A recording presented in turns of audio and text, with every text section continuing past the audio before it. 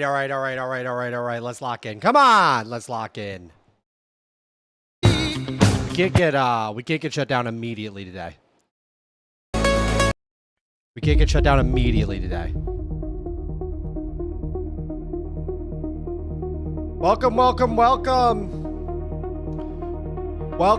Welcome to day 83 of vibe coding every single day until I buy my family a house. We have earned $45,637 since we have started this live challenge. And I've said it many times before, but we are just getting started, baby. Come on! Good morning, John the Dragon. Good morning, Mark Drake. Good morning, Humble the Great. Good morning, Garlic Crouton. Thank you for the song request. Good morning, Brandon the Mug winner. My fiance is upstairs trimming the glaze legitimately right now. Yunder, what is up? Cat Lucas, let's go. Shoni. Just noticed the birds of the theme don't move. Disgusting, Max. Fix it. Good morning to you, too, John the Dragon. Jesus. How to vibe code a house. Bro, 7 screens on the Dell 42. It's the tits. 7? But how come I only have 3? 7? All right, now is the part of the stream where I switch to headphones because AirPods are a terrible experience.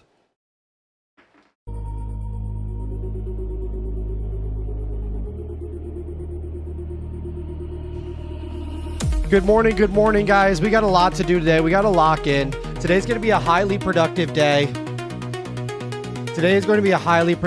I need you to put a 1 in chat right now.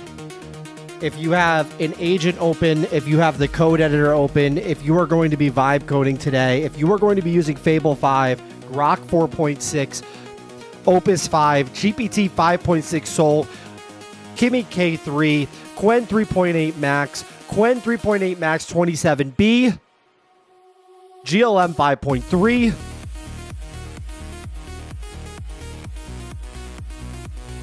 Mistral Magic Dragon R36.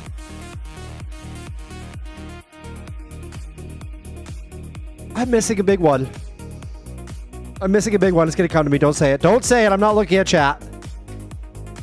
Kimmy, Qwen, Gem. No, not Gemini. Anyways, guys, let's lock in. Let's fucking go. How are you guys doing? Did you guys know Max loves wireless Bluetooth products? I cannot stand wireless Bluetooth products. Sig says, wake up! I'm awakening.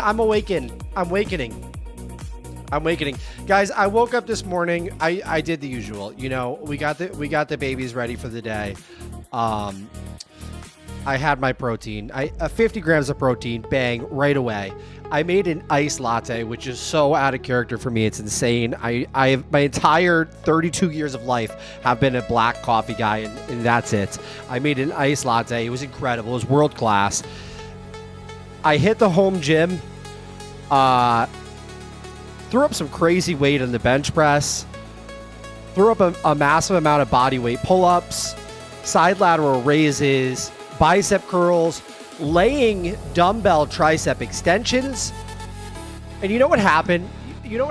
Is I pulled up my Whoop. And it gave me a goddamn 6.7 out of 10. Yesterday, I went for the world's most leisurely jog of all time. Okay? You could barely even call it a fucking jog. It was 10 minutes out, 10 minutes back. You gotta imagine me on the trail, right? Okay. You know I got crazy techno going. I'm off like 400 milligrams of caffeine. There's all sorts of vibe coding ideas coming to my head. At one point in time, I thought that I saw Claude Code on the trail in front of me. Like some sort of holographic situation. Like I was looking into the future. I was vibe coding while running. It was crazy. Okay, I get done with my run. It's like a 12.4. It's like a 12.4 on the Whoop strain scale. So legitimately, I can go bench press 1 trillion pounds. I can go do body weight pull-ups at over 250 pounds. Destroy myself. And Whoop is like, that's a 6. And then I hit the trail. I do a leisurely run.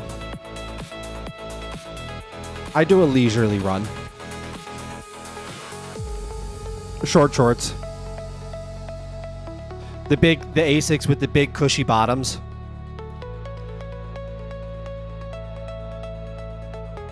It's like, you know what? That's the craziest workout anyone's ever done, Max. That's the craziest workout anyone's ever done. You're at the top of the leaderboard. Give me a break. Give me a break.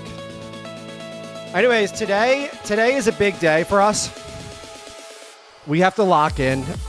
We have to put in a deep work session. So if you guys have some deep work to do today, you're gonna need to throw this screen up, this stream up on your 3rd, 4th, 5th, 6th monitor. If you're Sam's Gaming Closet, throw the stream up on your 6th monitor. All right, let me turn the music down. Production! I'll do it myself. You know what? I'll do it myself. Just like building the future of vibe coding, I'll do that myself too. God, these guys don't want me to win. It's like they don't want me to win. So today is a massive day today. We're gonna do a serious deep work session. Things are gonna be moving very fast. We're gonna be prompting. We're going to be reviewing. We're going to be reformatting. We are going to be getting fully psychotic. The deal is here, guys. The deal. Let me first get this out of the way. John says Whoop has to do rest, but Jesus Christ. Whoop has to do with heart rate zones. I take 5-minute rest between my compound movements. I can do a 4x4 at 575 on squats, and it will mark it as a 4 strain. Is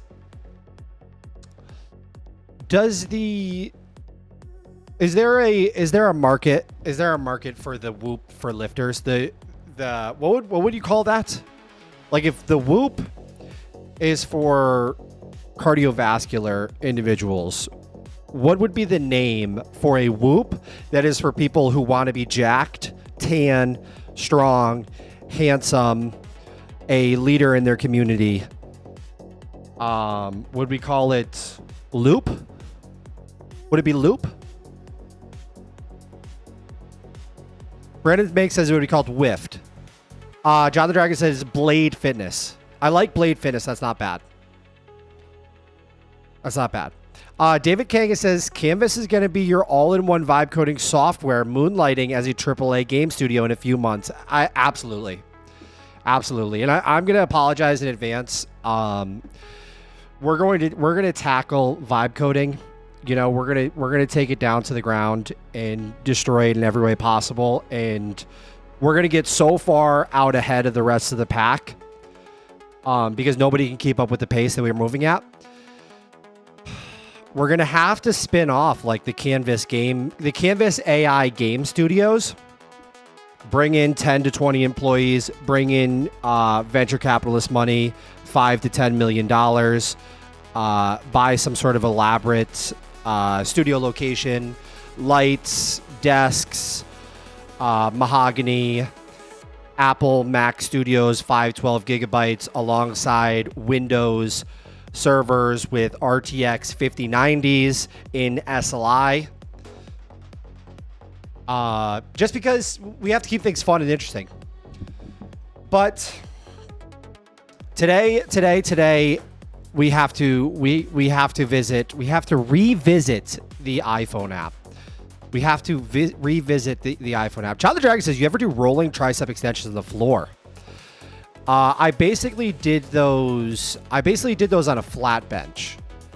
Okay, because when I'm doing my dumbbell tricep extensions, I call them roll-ups actually. I like taking massive dumbbells and I get them like if this is the bench. Imagine this is the bench behind me, okay? I got my dumbbells, right? And I take them, and so I stretch the shit out of the long head of my tricep like that. and then extend out. Extend out. Almost like when I look at it like this, I look like a meathead gorilla. Like you can imagine. Just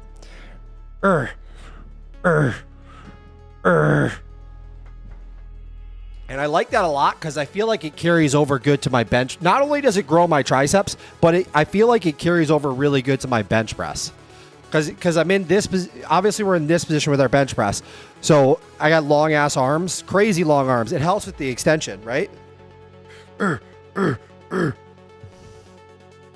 Anyways, guys, let's not get caught up. Let's not get caught up on the exercise thing. All right, yes, I talked about it yesterday. I need you guys exercising alongside your vibe coding. That's why we're shipping the iOS app. Jesus. Okay, Humble says, let me know when you need a New York office. Let's fucking go. Are we talking about the city or are we talking about like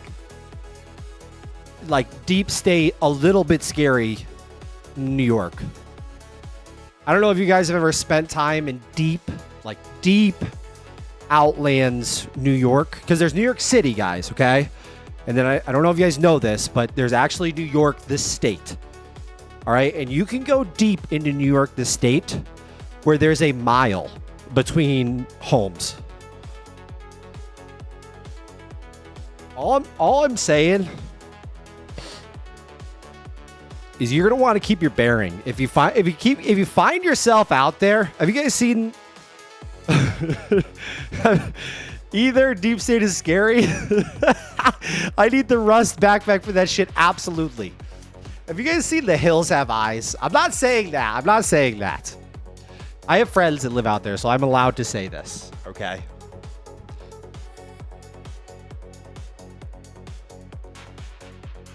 Brandon says, I want to put in my application to this place. All right, we'll start a vibe coding. What is it? A commune? Where does a cult live? Do they live in a commune? Does a cult live in a commune?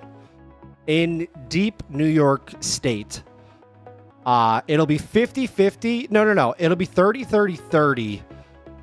Farming, lifting. We might not even need to do the lifting if we're doing so much farming. And then 30% vibe coding the future, the bleeding edge of technology. And I mean everything. Like, we're going to do rockets out there. We're going to do military shit. We're going to do software. We're going to do robots. And nobody's going to fuck with us. Because, like I said, miles between houses. A little bit scary.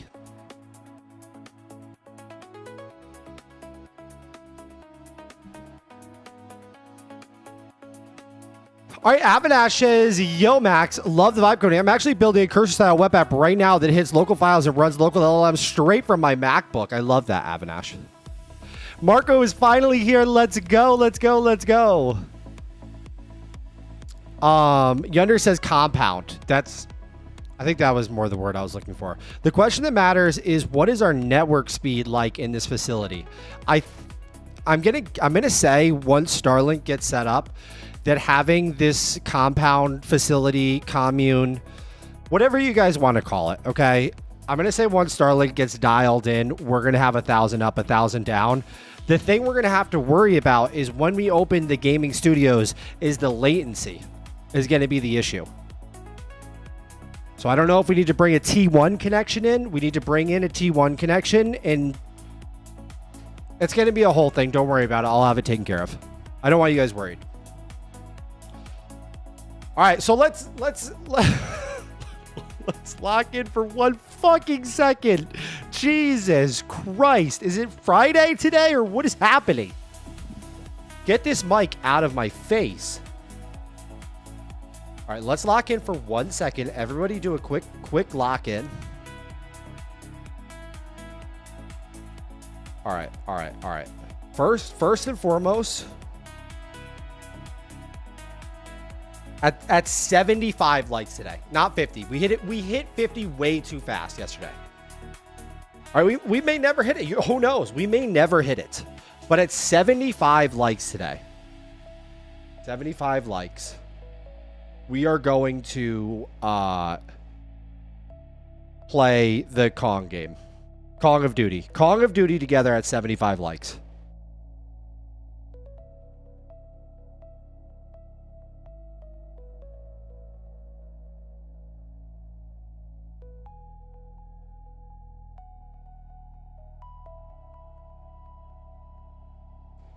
Done. Done. Okay. Before I forget. Jesus. Hello, are you there? Are you with us today? Are you locked in? What is happening? What is happening? I'm here, fully tuned in. If you want, toss me a task, a file to open, or an agent to spin up, and I'll jump. Toss your okay. Can we please switch to Grok shipment? You're on the Grok Shipment campus now. Everything open there is ready to work with. All right, amazing. I need you to close everything. Close it all. Just close it all up. Close it all up. All clear. I closed everything on the canvas, so you've got a fresh slate. All right, great. Open me a Claude Code Agent. Your Claude coding agent is up and ready to go. What should it work on first? All right, I need you to just tell Chase, okay, that the current game it has to Jesus, hold on 1 second, go to sleep.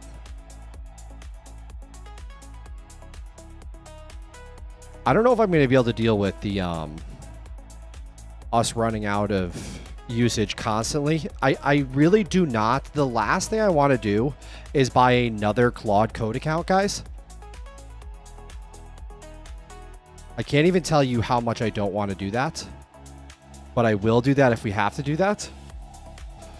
Marshall, can you please take a look at this game? It is far too long right now when I am doing free-for-all in a public lobby with no bots with my friends on the server. What I need you to do is set a limit to 25 kills. First to 25 kills is the winner, or 5 minutes, whatever gets hit first, okay? So we're gonna modify that. After you're done with that, you are going to commit it and you are going to push it. And then after you're done with that, you are going to go to the lab server and you are going to pull it and make it live on the internet, so we are good to go, so I can play with my chat later and not have a game that goes for like 10 minutes or however many ridiculous kills it is. All right, make no mistakes. Please get it done immediately.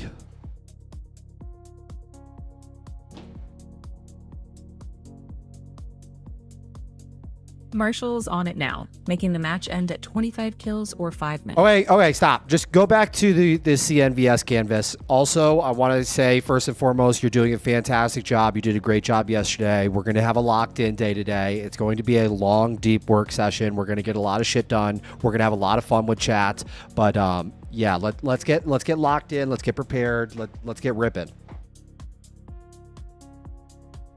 Back on the CNVS canvas now. And you know what? Since we're getting locked in, why don't you change the theme to Vesper? All set. The Vesper theme is on, looking sharp and ready for deep work. Okay, amazing. I need you to go to sleep now. All right, guys, here's the explanation. Here's the explanation at hand. All right, so last night I'm using the iOS app, and I'm having this realization that this is the I know I keep saying this is the future of vibe coding. This is the future of vibe coding, okay? Is a thin client controlling agents, a thin client that can live on your phone, on your Mac, down the road on a web page that you can log into.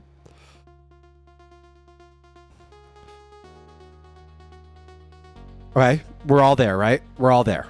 A thin client that can control your agents from your iOS app, your MacBook Pro, wherever.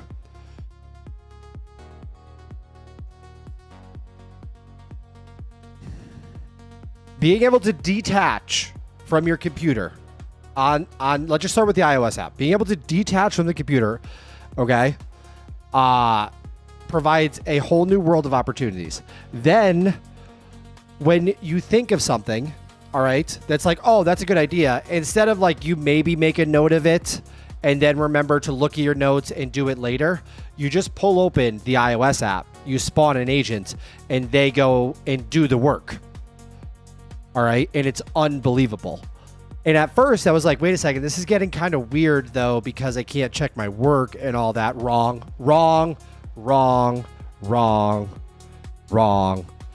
And then I was like, but I'm going to miss the terminal. Wrong. Dude, so if you have a good vibe coding setup, all right, meaning either your Mac has access to a virtual private server or your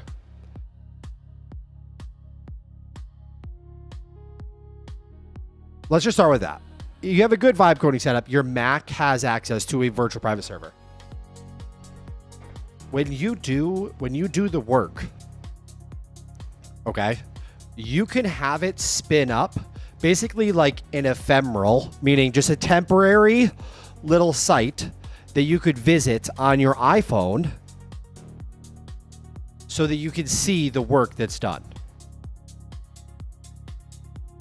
All right, like the HTML workbench that I was talking about previously yesterday. If you guys were here on the stream yesterday and you remember the workbench, wait, type a 1 in chat. Type a 1 in chat if you guys know the workbench. Type a 1 in chat if you guys have any idea what I'm talking about with the HTML workbench. Is anybody here with me? All right, Bruno remembers it. Garlic remembers it. Shoni remembers it. Essentially, first of all, hello, Felipe. Hello, Lucky. My guy. Don is here. He says, sorry, just missed all that. Can you repeat?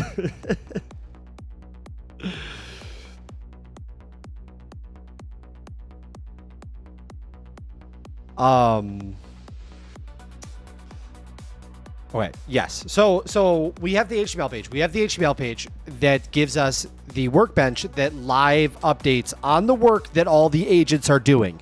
So we get a clean web page, okay, where it could show you photos, it could show you graphs, it could show you diagrams, it could show you just a simple list of pop, pop, pop, pop, pop, pop. Very easy to pull up on your phone. It can be mobile friendly. All right, so if you have an agent doing a 8-hour loop, you could check in on that loop because it's going to update the workbench.html file periodically as it goes about doing its work. That's how I created the Kong game, and I made it pretty exceptional because I was able to check in on the progress as it goes on this HTML file. And when I saw shit that I don't like, which was often, I said, hey, dude, you're fucking this up. You need to change directions, and then it changed directions. So this is, well, I can't take screenshots and send to Canvas. It absolutely can. It absolutely can. So if you don't want to do the HTML thing, we could have it screenshot it and then send screenshots inside of the agent chat in the iOS app, and then that will give you transparency to what's going on. That's definitely an option. I prefer the HTML page. I really do. I really do. It's one succinct place you go to per project. All agents that are working can update it. It's very clean. It's an insanely clean approach, and it has your progress from basically the start of the project to where you're at now. I'm telling you, it's amazing. It's amazing, amazing, amazing. Amazing, amazing, amazing, okay? The issue that we have right now, guys. The issue we have right now. I need you guys to lock in for 1 second. Here's the issue. Current iOS app.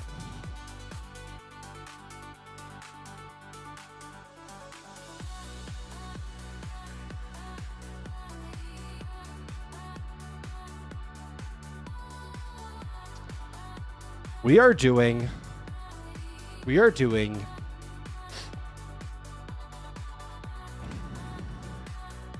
some hippie bullshit right now, okay? That's what it comes down to. We're doing some hippie bullshit. We're doing magic. And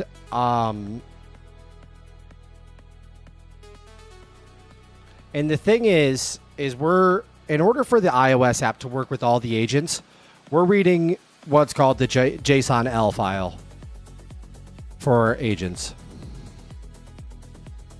Okay. So essentially, when I'm talking to the agents, in order for me to see the beautiful agent chat that all of the agents you get when you open up an agent inside of the iOS app, it looks like an iMessage chat, but it's actually a terminal. It's a real terminal that's running Claude Code, Codex, Kimi Code, Open Code, whatever the fuck. It converts that into an iMessage looking chat between you and your agent. It's really beautiful. It works surprisingly well. There's one issue here, okay, where setting effort level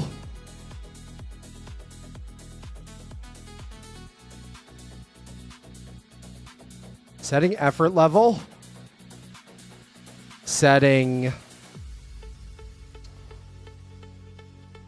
model, plan mode. For all of that to work, I mean, the amount of hippie bullshit magic that's, at the end of the day, probably not going to be reliable, if I'm being totally honest with you guys. Like, we have to be honest with each other, okay? The amount of hippie bullshit between agents that we are going to have to do to sort of hack setting effort level, setting the model, or setting plan mode to work is going to be next level.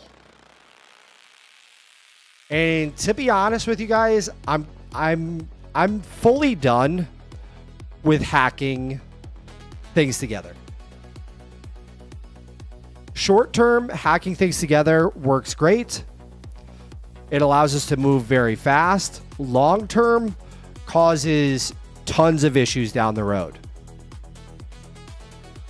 Ryan Clark says, hey, can I use Canvas on 2 Max on purchase? Yes, you just have to log on. You have to log into the same. You can only have one username account. So the whatever like email you log in and activate it with is going to be the email and username that you have to log in across. That makes sense. Across other devices you have. It's supposed to be basically like, you are a person and you own Canvas and you can use it on your devices. What you can't do is give it to your friend. In theory. Does it work that way? I don't know. Okay. So. And I can't tell you how fired up I am about this just because I finally saw the light last night. Like, I finally just like completely saw the light. Where I was like, holy shit. Like, holy shit. This takes vibe coding to a whole nother, like... All right. Oh, are you guys on board at all with where I'm going? I feel like I haven't even... Does anybody understand what I'm saying at all? Type a 1 in chat if you understand what I'm saying. Even a second. If you're here, if you're at least up to where I'm at so far... with this situation. By the way, I don't think I described the JSON-L file. This is basically just a, like the agent, as it writes stuff, it writes a JSON-L file that like has basically the prompt that you sent and the answer returned. We're reading that behind the scenes and turning that into the iMessage chat. It has everything. It has the tool calls. It has the responses. It has all that data there for us. So it's available. All right, we have legitimately 3 people that understand what's going on. That's great. I'll take 3 out of 60. That's totally fine. You described your change of philosophy in some practical details. Okay, great. Great. So what's the answer? We're already sold. Okay. There's 2 answers.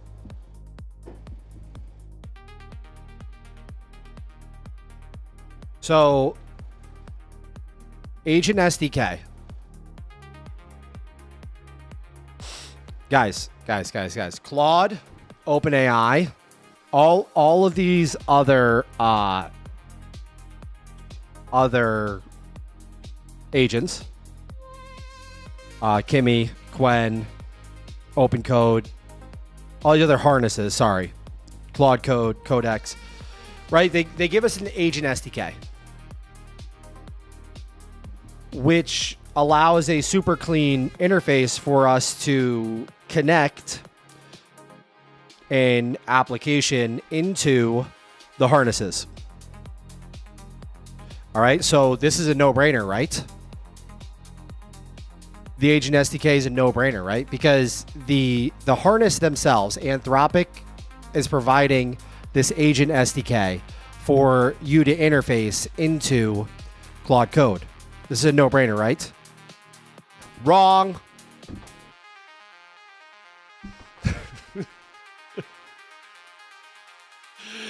Is it no-brainer? Wrong. I got you. I got context found. See, he said this is the way. I got him. I tricked him. Here's the problem. Here's the problem with the Agent SDK. Okay? Here is the problem with the Agent SDK. First of all,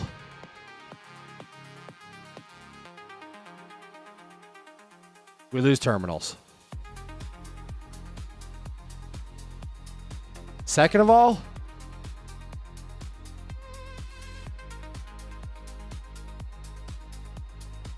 TypeScript.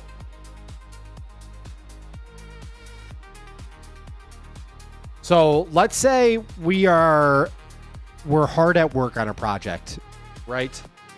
And so I got Claude Code open here.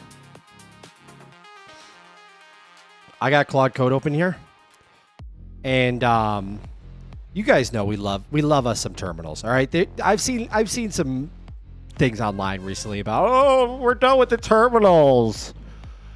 No more terminals. We'll be in the terminals for the rest of our fucking life. Okay, so just remember that. I'm gonna say that live on stream here. Okay. At the end of the day, no one's leaving the terminal. I'm sorry. You're gonna die in the terminal. Okay. I wish it were true. I'm so on board. And I will help out. I will actually help get us out of the terminals. I will build it as far as we can go. But we all know at the end of the day, your ass is going to be back in the terminal. Sorry. This is just how the world works. So if I start a terminal and we start vibe coding and we start some dynamic workflows and we're changing model types and we're doing terminal shit. Okay, the Agent SDK is never going to work because I can't bring this terminal into the iOS app with the Agent SDK. Then after that, we have to go. The Agent SDK is in TypeScript. Okay, Canvas is a Swift app. So what do we want to do? Run a Node sidecar on top of Canvas? I don't think so. What do you want? You want to use more memory? You want to use drastically more memory? I don't think that's not what we're doing. Okay, it's not what I want to do. And let me tell you something even further. Is you know what the Agent SDK actually is? When you take the mask off, hold on.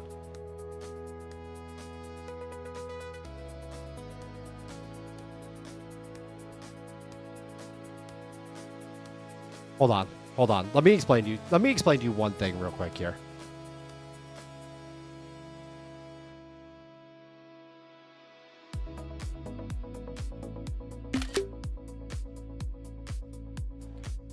You guys can fact check me on this, but I'm 99.999% sure of this. Okay, when you take the mask off of the agent, why is that so large?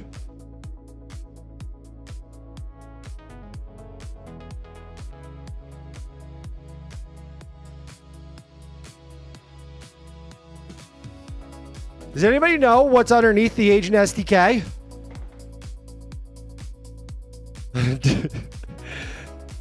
The answer is hippie bullshit. Surprise.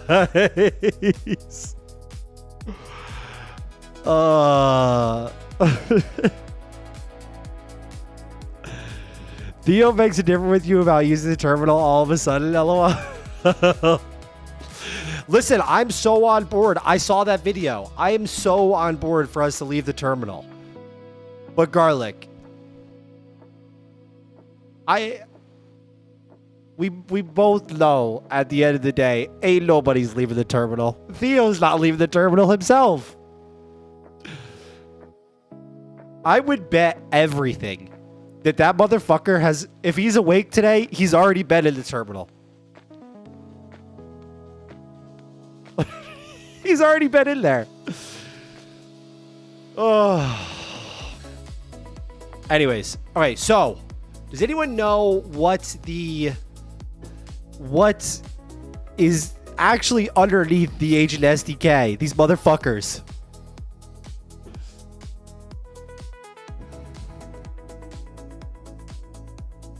So we have the Agent SDK, right? It doesn't work because the SDK is in TypeScript and we lose the terminals completely.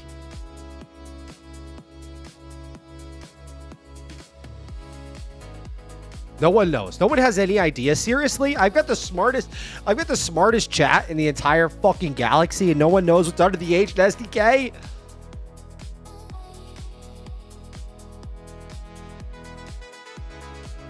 All right, I'm going to tell you. God.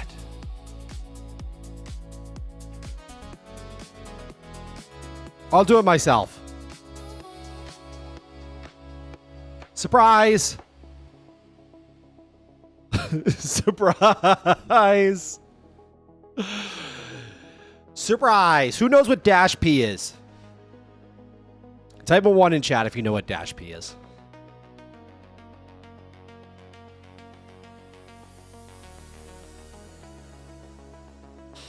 The rule at the end of the day that, and I didn't make this rule, but nothing ever changes. All right? Nothing ever changes. So just understand that nothing ever changes.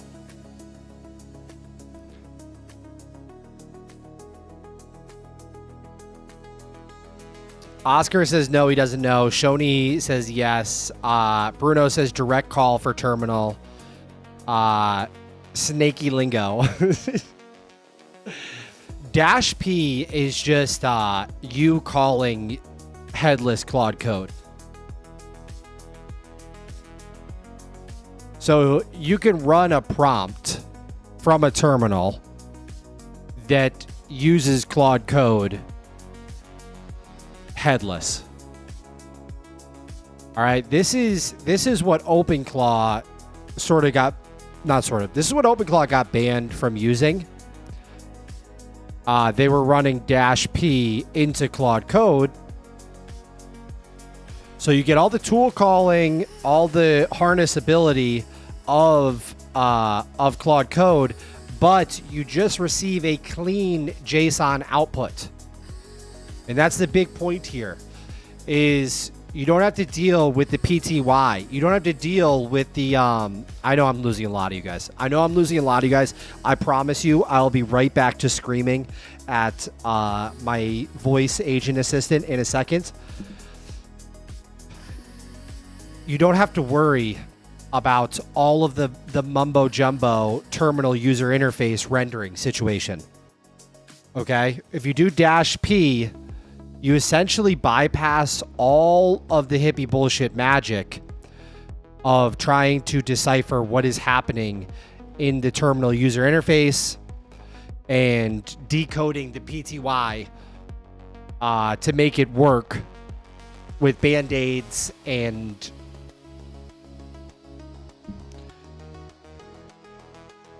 glue and duct tape and all of that shit.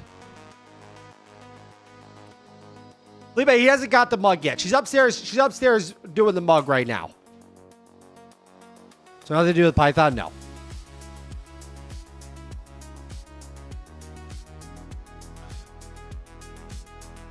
Shoni says it's not covered by the Claude subs, if I'm not mistaken. It is covered by the Claude subs. So they just, they were going to take it away, and then they didn't do that because there was so much outrage or whatever. So as long as you're logged into your Claude sub and you run a -p command, it uses your subsidized tokens. Still, possibly not the right answer.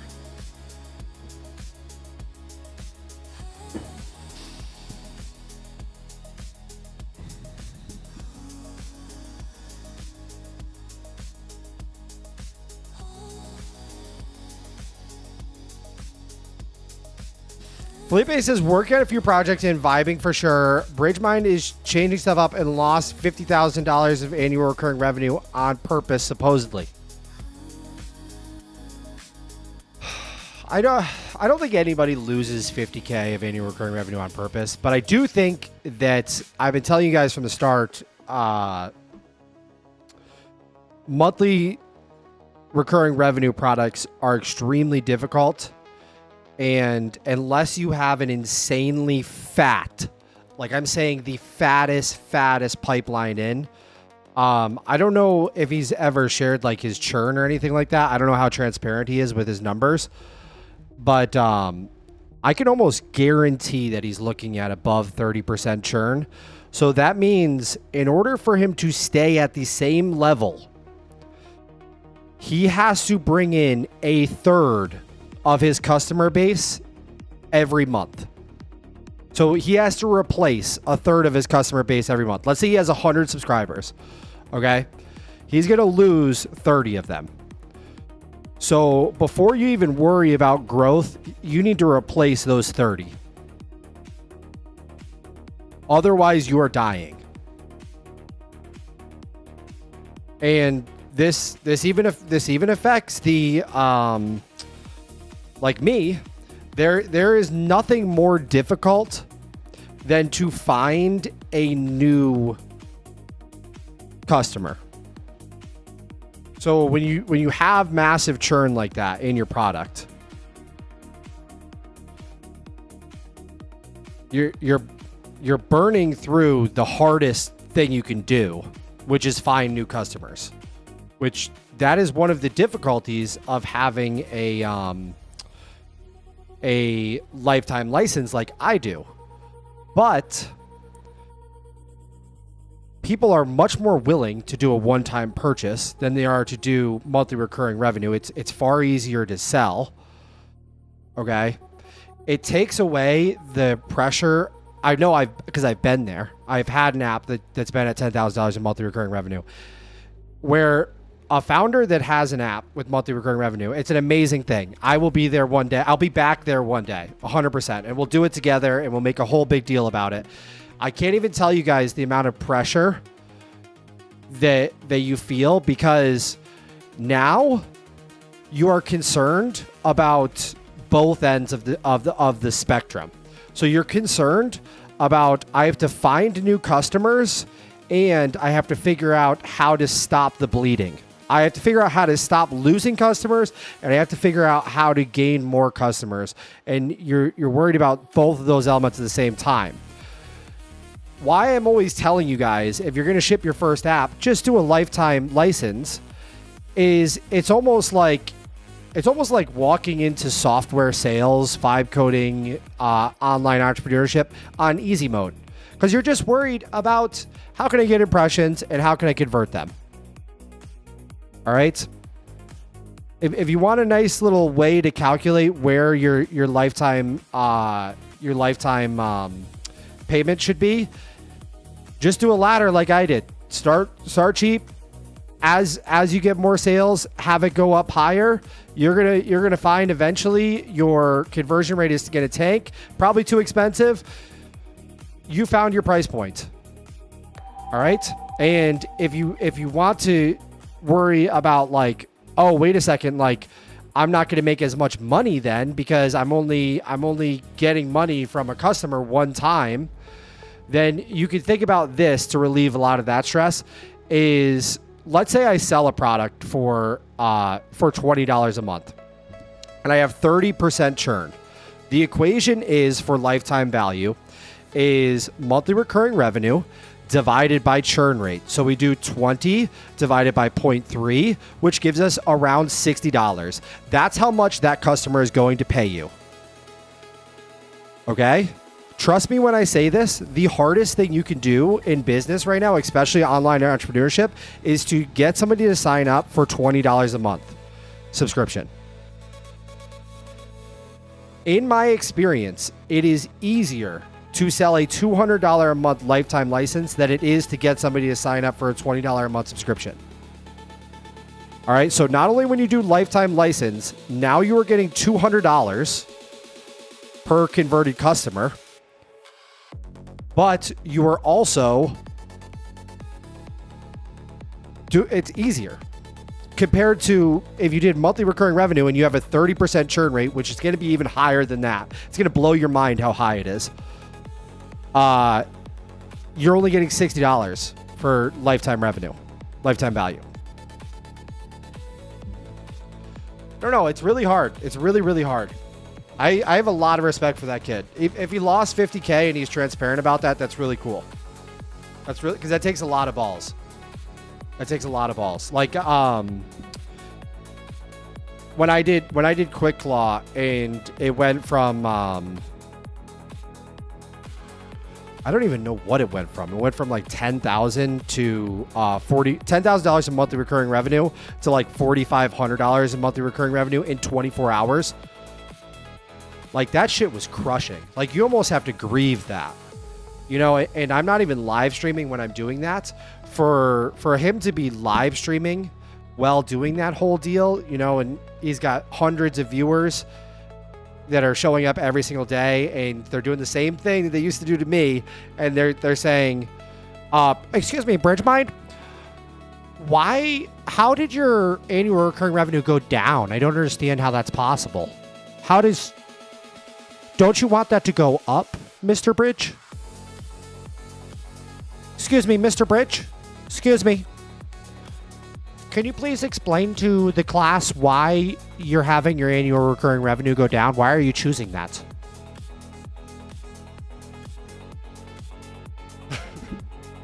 Could you imagine? Could you imagine?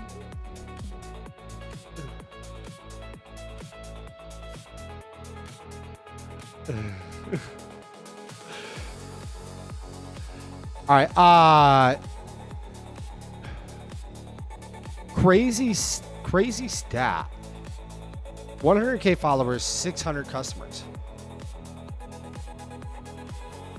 Just figure we all got to support each other. 100%. You ratioed in. Hi, MaxPlay TV. That's what I did. Took your advice on this. Went for one-time payment and ladder. Awesome. Awesome. Now you're locked in and you don't even need to worry about that anymore. Now you go out and get impressions. And that's all you're going to worry about. And life is going to be really easy for you. And you're going to learn so much, Reza. You are going to learn so much.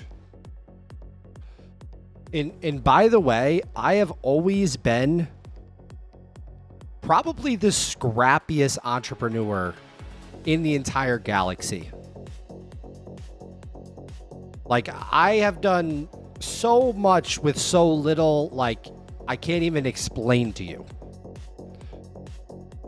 Like, if you want to look at a pure, like, my history going back, as far as the amount of revenue I've generated with the amount of, like, followers I've had,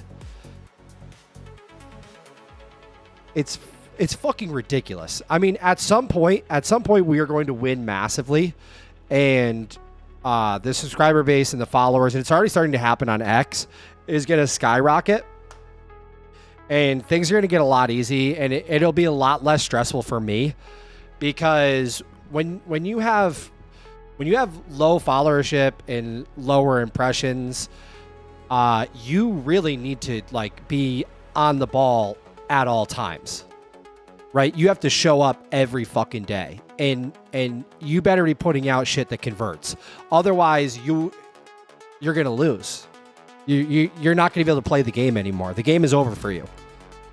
You know, so when you are not getting 1 trillion impressions or a billion subscribers or whatever it is every single day, the pressure to show up goes up drastically versus like when you do start, I don't know. You guys understand what I'm saying? It's a whole thing. It's a whole thing. I don't know how we got here. I have no idea how we got here. We were deep in the iOS app, and we've all right.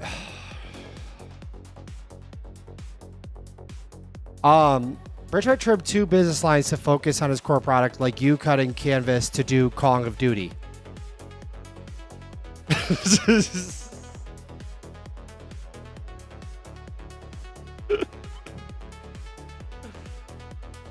Oh man. You've been ranting for 40 minutes, talent. Thank you.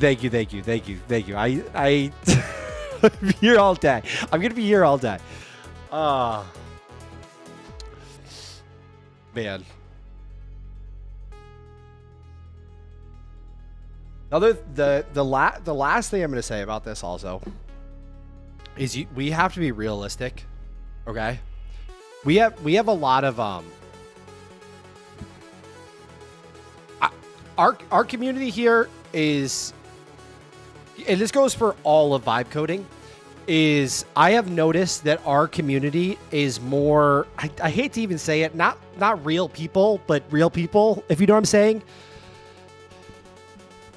There's a lot of people like in the Discord and in chat and shit like that are like 30 and older, and they have responsibilities and they have shit that goes on in their life. Like if I were 18 and I was doing this live stream and I didn't have children and kids and all that shit, things would look a lot differently.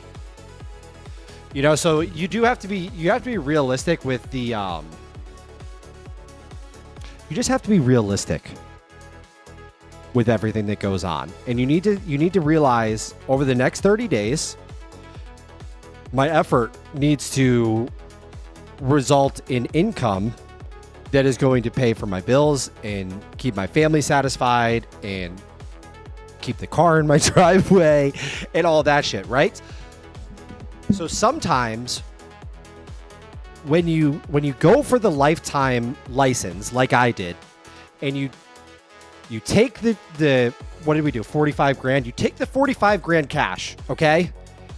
How long do we do it in? 2 months? You take the 45 grand cash and you take that. That buys you a ridiculous amount of peace of mind and runway, and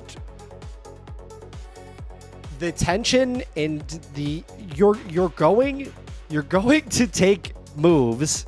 After you do that, you're going to take moves that are bigger and more risky because there is money available to keep you in the game. That's what this is all about. All right. This is the funnest game you could possibly play. All right. Is online entrepreneurship. Somebody said it in the Discord earlier today. It said, I just want to make money online and lift weights. All right. That's all I want to do. I want to make money online. I want to lift weights. I want to have fun with my family and my fiance. That's all I want to do. All right. So when you do the lifetime license play and you make the 50 grand, you make the 100 grand, you make the 200 grand, whatever it is, like I've done many a times in my online entrepreneurship career situation, then it takes a massive amount of stress and pressure away when the game that we're playing already consumes the fuck out of the majority of the people that try to play it. You see it on X all the time. If you guys are on X, you see it on X all the time. People are like, I can't do this anymore. I'm freaking out, man. I ended up in the hospital and So that's the last. This is the last thing I'm gonna say. It's the last thing I'm gonna say. F in chat says that was me. Okay. Well, I'm sorry. I didn't mean to paint it like that. CJ says, how's it going? What's up, CJ? What's up, Simon? Every steal. Let's go. Let's go. Okay. God, I feel so good today because I got so much sleep last night. What we need to figure out is what we're going to do with our life. No. What? So we know that Agent SDK is just -P. All right. We know that Agent SDK is just -P at the end of the day. If we went straight for this option, we also lose the terminals. So we need to talk with Fable 5 here, and we need to figure this shit out. At the end of the day, so we need to talk with Fable 5. We got to figure this shit out because the iOS app is too good. It's too good. It's too good. It's too good. Basically, our options right now. If we want it, we always have to pick the hardest problems on planet Earth. By the way, just so everyone knows in chat, we never can just pick something fucking easy. One of these days, we're going to pick an easy problem and fuck. Our options are we continue doing hippie bullshit magic. All right. And we put together some crazy band-aided solution so that we can stay full terminal mode. The other option is we do a hybrid. We do a hybrid where we have terminals that you can use in the iOS app, but you're just going to need to realize that we cannot set the effort level or set the model or do plan mode unless we do the hippie bullshit.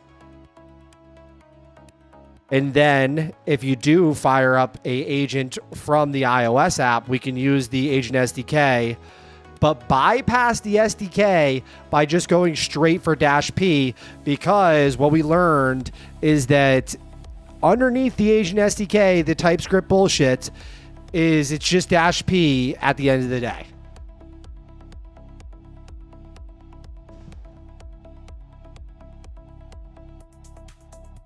Zen says, what happened to the game that had portals?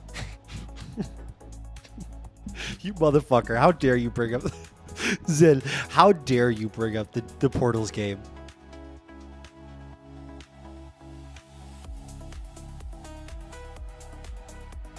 Shoni says, have you tried compiling TypeScript to native? There's a compiler for that. I heard good things about its memory usage compared to Node. I shared the link on Discord. Damn, that's not a bad idea. I feel like... Yunder says you still haven't told us why your MRR went down. Oh, man. I'm going to say a prayer. I'm going to say a prayer to our brother on the other side of the vibe coding community, because I know that's going to be a rough one. If anybody has been in the chat since day one, oh man, when the ARR, the MRR, the whatever goes down, holy shit! You better put your seatbelt on because it's going to be a long day. It's going to be a long day. Can you just explain to us how it could go down? I don't understand that. Doesn't money always go up? All right, let's get Fable opened up and let's figure out what we're doing with our life, please. Let me make sure this is the right account. It is the right account. Fantastic. All right. I have to send a prompt right now that is basically the prompt of all prompts. I mean, this prompt will decide the future of my family buying a house or not. So I need all of you to collectively wake the fuck up for 1 second and lock in. Okay? We're going to... Don't worry about syntax. All right? We already know from our research that we just have to cover all the bases. We can say it as scrappy and garbage as we want. We just have to cover all the bases, you and me together here. Okay, we can't leave anything out. We have to have all the details available, and then Fable 5 is not going to have to fill in the gaps and lose context and give us a solution that doesn't actually work. Instead, it's going to come in and it's going to provide us with the answer that we're looking for together as a community, as the Canvas vibe coders of the future. Whew. Yeah, baby, come on.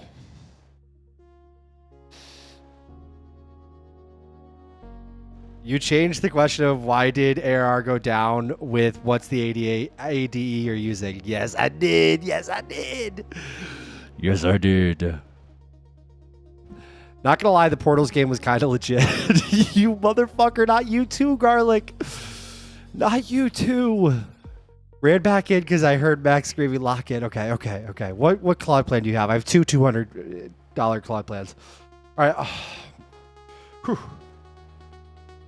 All right, here's the deal. This is dead serious and a architectural grade decision we have to make here that will decide the fate of CNVS and our entire project moving forward. I need you to apply your full capacity to this issue. Think both logically from first principles and also outside the box. Less is more. I don't want to add any unnecessary complexity if not needed. I want to be surgical with our solution. Now, without further ado, let me outline the issue.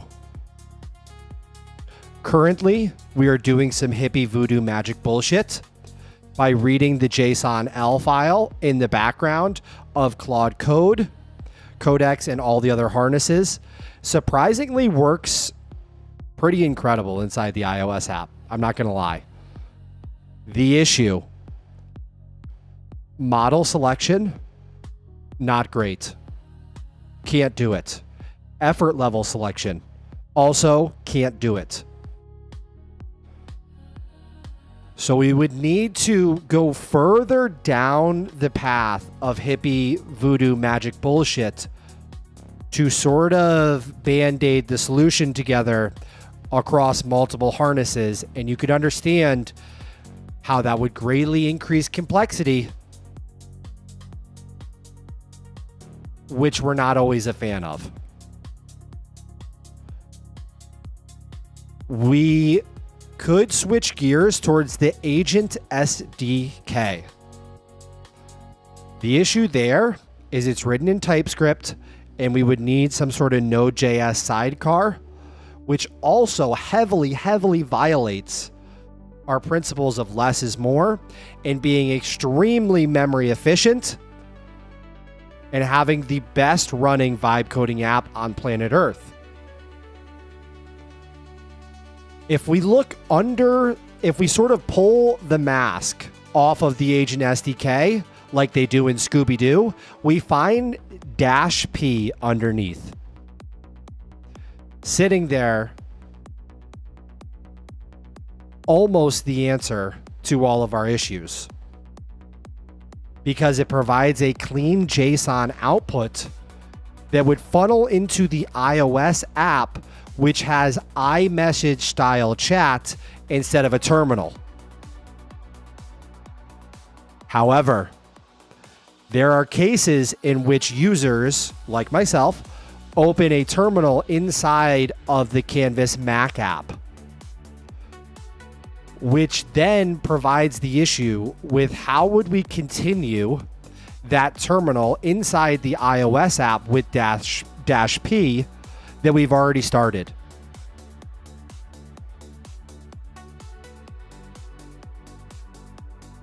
I am looking for an ultra brief, perfect answer here that covers all use cases, eliminates any weird edge cases across different harnesses and models, and makes both the CNVS Mac app and the CNVS iOS app work together like a beautiful symphony. What I need you to do is deep dive. First, I need you to mark down all of the necessary elements to be considered inside of this endeavor. Obviously, you need to deep dive the Mac app CNVS. Do not go off of notes or the Claude MD file. I want you looking at all the code. I need you to deep dive the server relay between the Mac app and the iOS app. I need you to deep dive the iOS app. I need you to deep dive the Agent SDK. I need you to deep dive the Dash P. So you have full context, eagle eye vision, not only of the specifics, but the entire problem globally. From there, provide an ultra brief, precise, insanely easy to understand, even for an idiot like myself, answer to the problem we have at hand. Make no mistakes.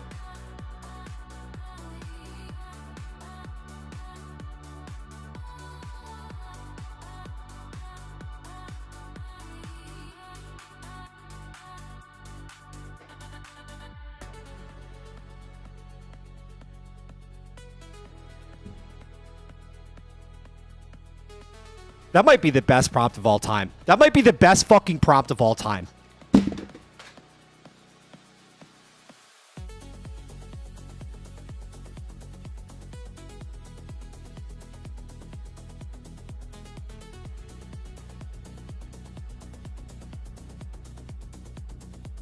Holy shit. Dude. Did you guys just hear that prompt that I just ripped? Did you guys hear that goddamn prompt that I just ripped?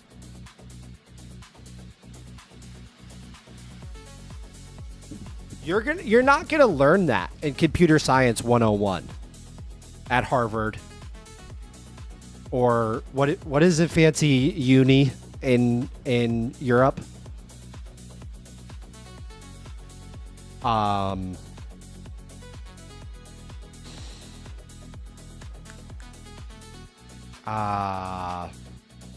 Anyone? Oxford. You're not going to learn that at Oxford Computer Science 205. Okay? That's what you're going to learn on Max Blade TV.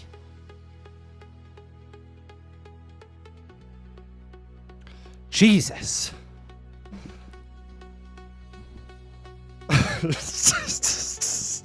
Cambridge 205.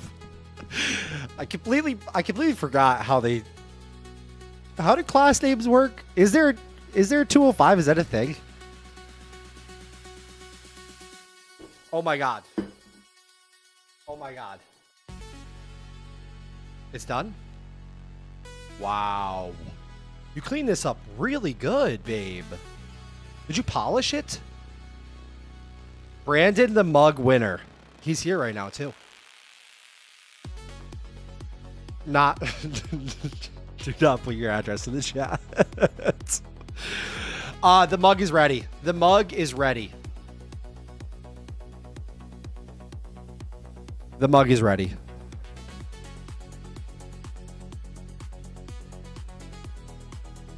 It's perfect. I mean, it's perfect. I'm so jealous. Everyone in the house is jealous. Everyone in the house is jealous. It's so big. It's so big, dude. You're going to have... Oh, my God. This is going to be... I need you to make another one of these. Tonight. Yeah, for me. Could you actually take a picture so you can make an exact same one, and then me and Brandon can send messages in the Discord in the morning of us having coffee in the same mug. In my new mug. It's the glaze is unbelievable. I mean, the camera actually doesn't even do it like justice how sick this mug is. And my hands are massive, so like you can't even You can't even get a good idea of like how large it is. Hold on.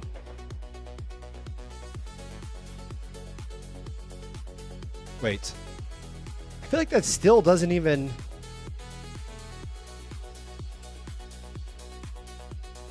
Why does it look small still? Everything I hold looks tiny. It's an issue.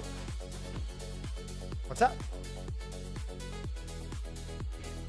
All right, I gotta send this prompt, babe. I just put off the nastiest prompt of all my life.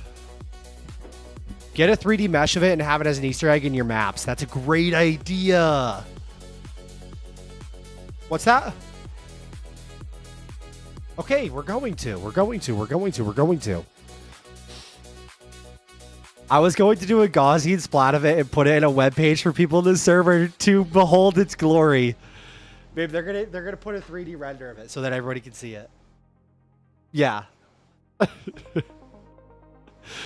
Everything I hold looks tiny. Me too, buddy.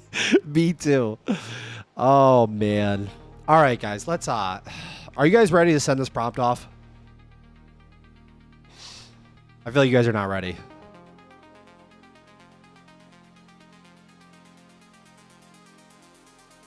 Also, this is not correct. This is not correct.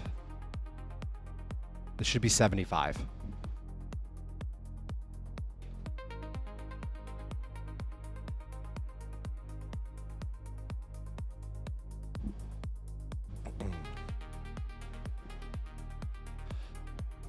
Drop the Dragon says, as a man with massive hands, I get concerned every time I take a leak.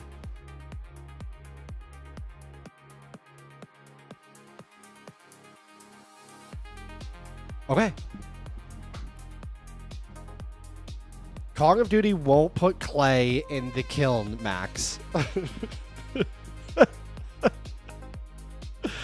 That's what it's all about. Is it's just about putting clay in the kiln at the end of the day. I mean, as long as every day you show up and you put some clay in the kiln, you're gonna be all right.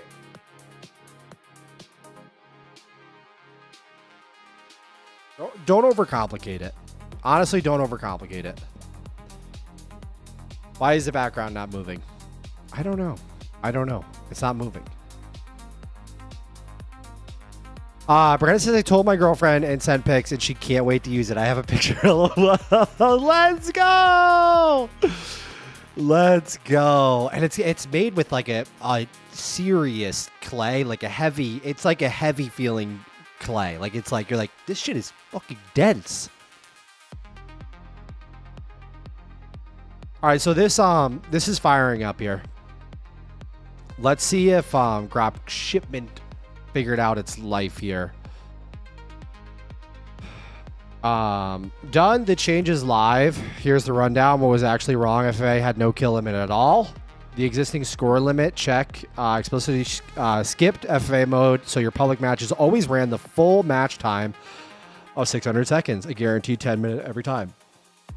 The fix, the new FFA kill limit 25. The match ends the instant any player lands. Okay, great. Great. All right, I'm going to say, can you please take the time to reload down 50%?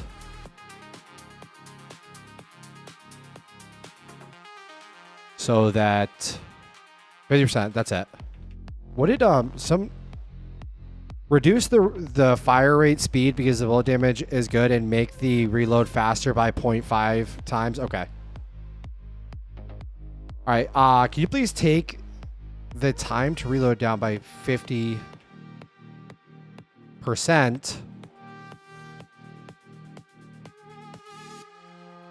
and see if you can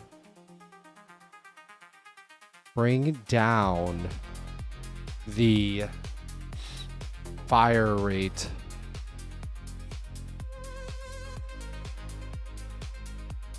No, we're gonna leave that for now. We're just gonna do the reload time down by 50%. That's gonna be good.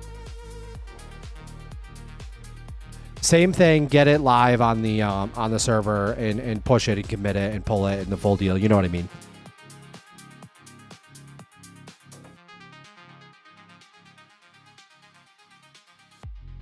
All right. Easy peasy.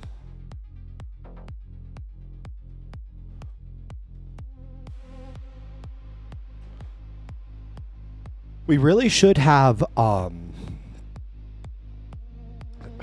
we really should have sent this huge prompt off before I ranted for an hour. You know what I mean? Because I feel like if I sent the prompt and then we ranted for an hour, the order of operations there would have been much better.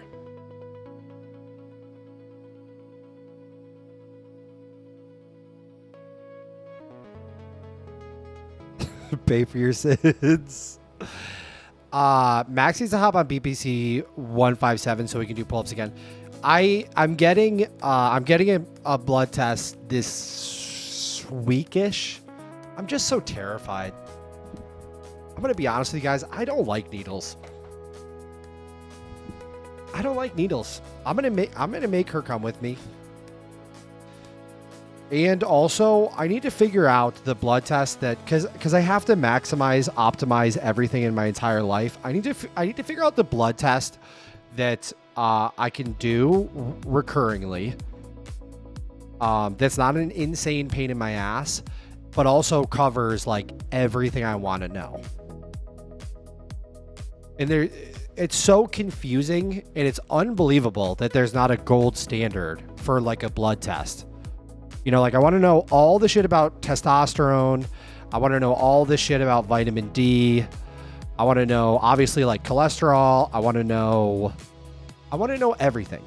Okay, so I have a baseline going in of what is going on with me, where I'm at. Obviously the creatinine is probably going to be a little bit high when they do that blood test. Like I'm thinking they might pull the blood out of me and there's going to be a little bit of blood in the creatine. If you get what I'm saying.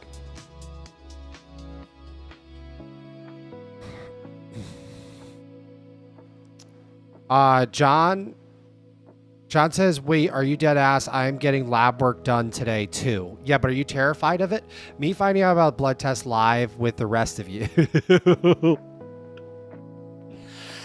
You know I've been wanting to do it for a long time. Wait. There is a gold standard. Just use good labs. Do we have any like backing though for this? Hey, Kabira! LOL, that's why you always have to watch the stream. No, needles don't bug me. Doctors though, however, I hate doctors. They're so awful. Am I the only person that feels like doctors are completely out of research? Like I just want a doctor who is on YouTube listening to Andrew Huberman and what is the girl's name? Incredible. She was on Joe Rogan. Come on. Somebody's going to know her. What is the girl's name? Rhonda Patrick.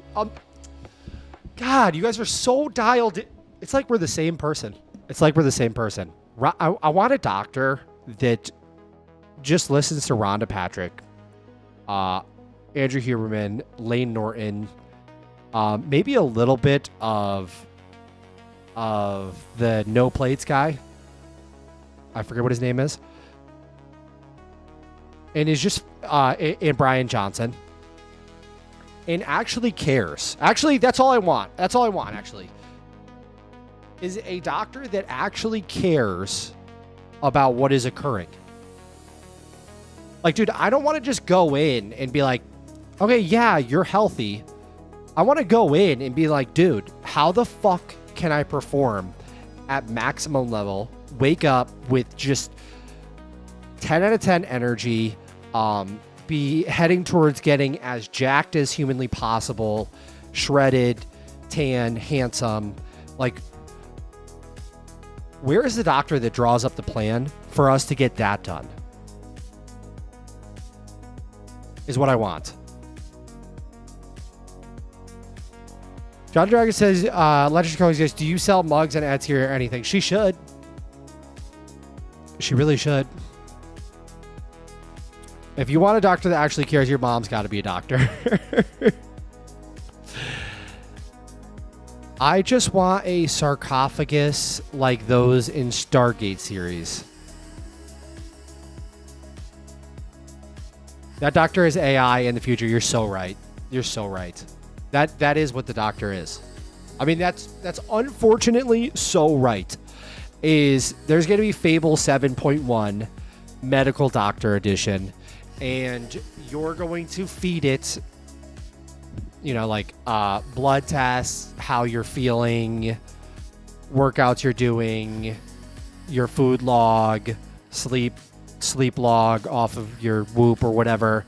And it's unfortunately, I hate to say it, it's just going to be so much better than anything a 50, 68-year-old doctor who doesn't care anymore about the profession and is fully burnt out and is just there to collect the insurance money is ever going to do for you.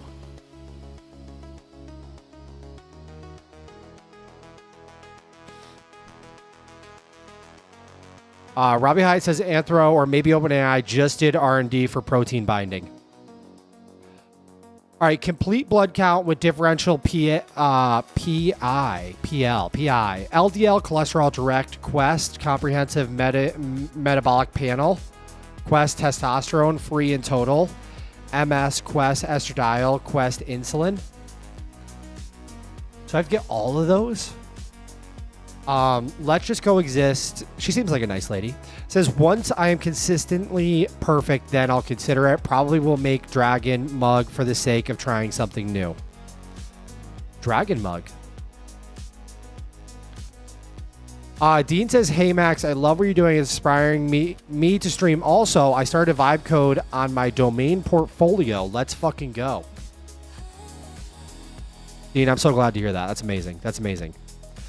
Anyone using Frontier models only for planning / auditing with cheaper models like DeepSeek, Luna doing the actual work via direct API? Curious which is cheaper, API orchestration versus subscription?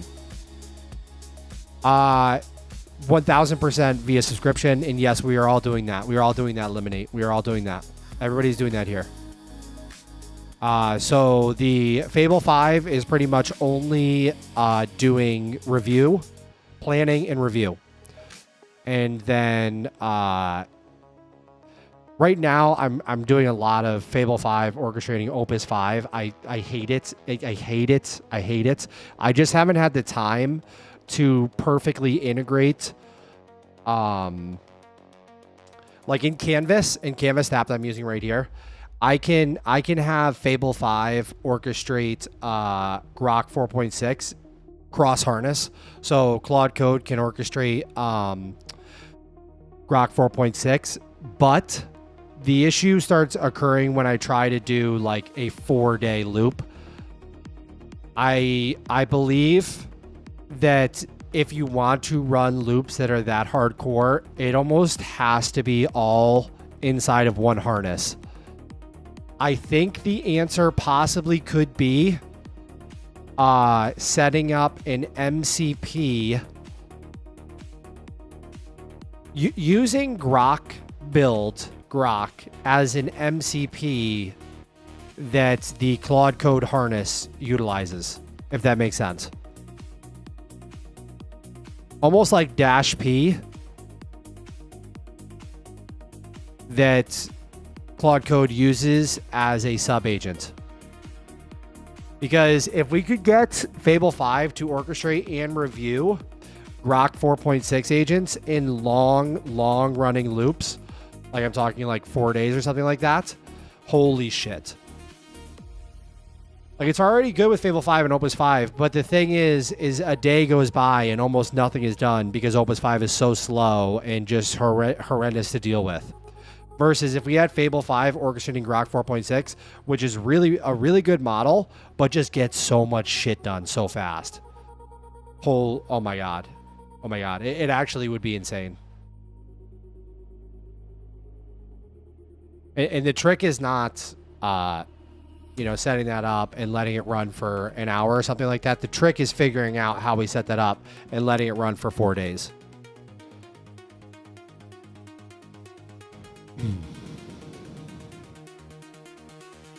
David King says GPT Astra coming soon. I really hope so. I really do. I really, really do. It's almost like I don't even think about GPT 5.6 Soul that much anymore. And I wish I did. I really wish I did.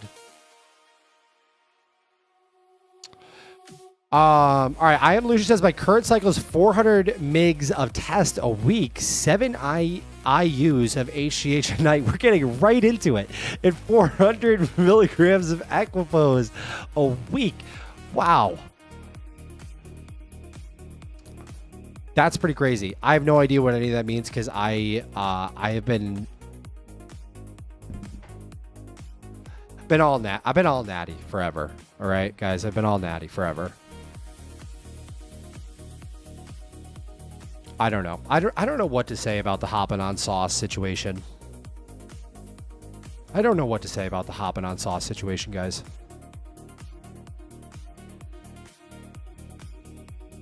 I say bricked up is basically what that means. It's gotta be. It's gotta be what that means. It's gotta be what that means.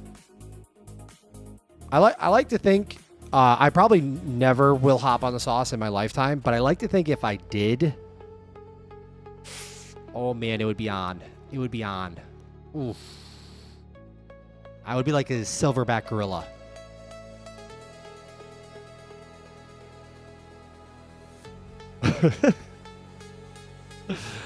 All right, Lucky says your HTML progress idea is so good for loops, complete game changer. Lucky, I wish I could say that I originated it. I did not. I stole it from somebody else. But I will 1000% agree with you that it changes everything for loops.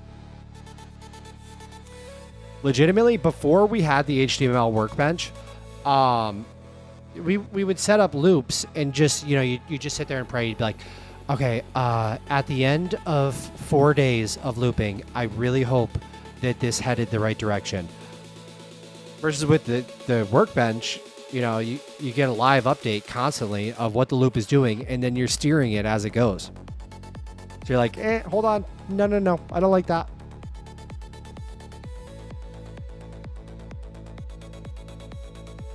All right, John the Dragon is asking the valid questions. Tiana, can Max get in the sauce and also train the dog and teach the children with Fable 5, please? he's moved on from just training the dogs to he has lopped the children into training them with AI. You turn is the mountain. Honestly, getting older using PPC 157 has been huge and eases the aches and pains for me. Man, if BPC 157 could fix my elbow, for those of you guys that are newer to the stream, at one point in time in the earlier days of the stream, we were doing 50 pull-ups a day, and then it got to the point where we were doing 100 pull-ups a day, and something happened to my elbow on the last pull-up stream. I'm not sure if it was painful for the majority of the pull-ups, but it got exponentially worse, like all of a sudden, like crazy. And I'm sure that it's tendonitis. The only thing is, normally when I get tendonitis, my body just handles that shit. Like it's a week or something like that. This has been, I don't even remember the last time we did pull-ups on stream. Can anybody tell me when we did pull-ups last on stream? And it's still, my elbow is awful, like horrendously bad.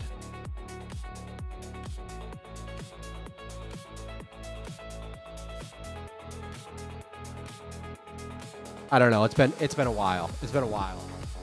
But this is the craziest tendonitis. It's right, this tendon that goes down the elbow right here. It's right in there. And legitimately, as soon as I get on the pull-up bar, it's like, arr. I did pull-ups this morning. I did them this morning in pain, and I shouldn't have. All right, guys, this prompt finished. Max, we're seeing if PPC 157 is going to fix my mom's elbow. I'll let you know. Let's go. Maybe we turn that into an experiment live on stream. We try to fix my elbow with PPC 157. And if it does, I will be so sold for life. Oh, my God.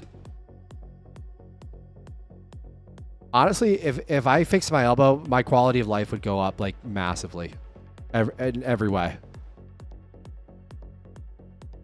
All right, the verdict. You already built the answer. I did? The verdict, you already built the answer.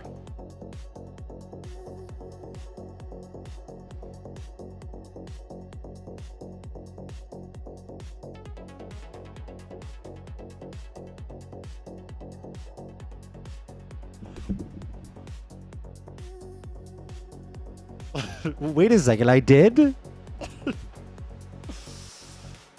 Hold on. Hold on 1 second. Hold on 1 second.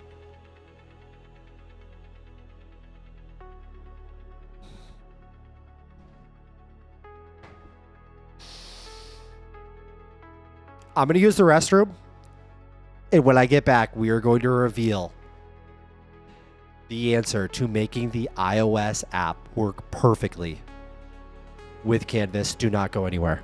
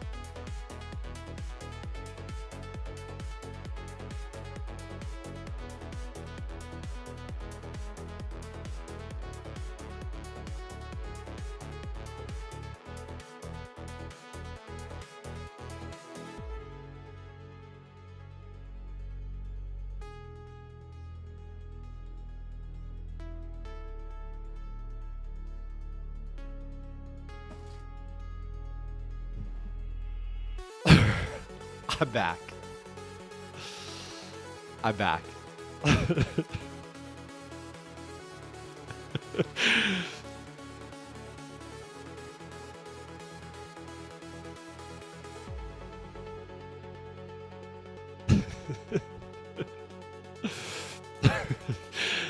All right. Does that help your elbow out at all? Productivity maxing today. Okay. We've already built the answer. It's been shipped since 1.3.13? No.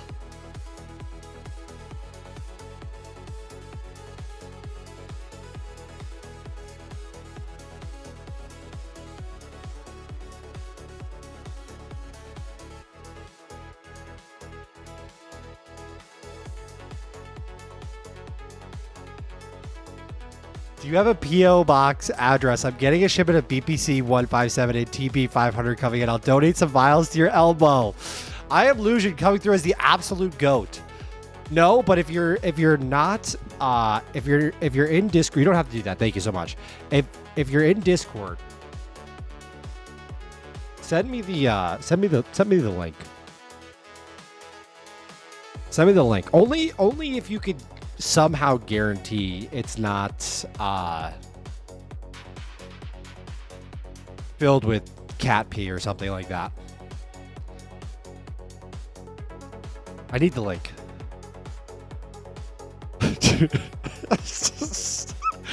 for legal reasons, I have to say no.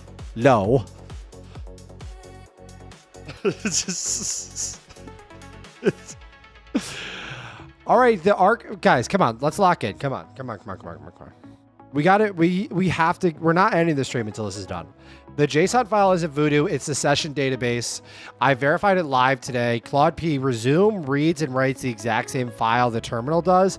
Same session continued in place. Same story for Codex, Quen, Kimmy, and Grok.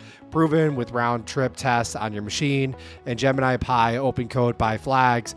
And the Agent SDK mask off is confirmed to be nothing but a process wrapper around Claude P. I told you guys. It can't do one thing the Bear CLI can't. It can't do one thing the Bear CLI can't. That's a crazy way to say that. So it's saying it could do everything the CLI can do, but double negative, right? It can't do one thing the Bear CLI can't. Holy shit. Someone confirm with me.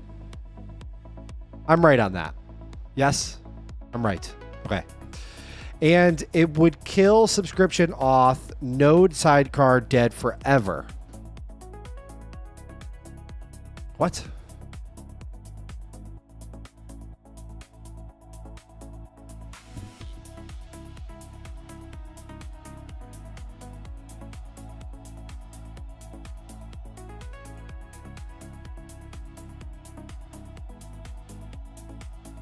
The session store is the truth. The phone's chat keeps reading it exactly as today. That lane is engine proof because both drivers write the same file.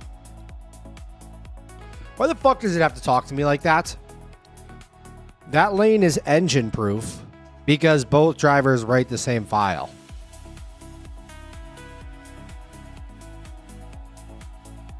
All right, the architecture is one session, two drivers. The terminal open on the Mac. The terminal user interface is the driver. Phone messages ride the existing PTY path unchanged. No terminal or chat started from the phone. Canvas runs 1-P resume ID model X effort Y process per turn using headless agent session, which already exists in your code base with the exact argv watchdogs and session ID plumbing built and on by default. One driver at a time, ever. The only real rule. No harness locks its session file. No harness locks its session file, and Canvas owns both processes, so it enforces the handoff. Walk back to the Mac and terminal just relaunches, resume ID, and redraws everything. Phone turns included.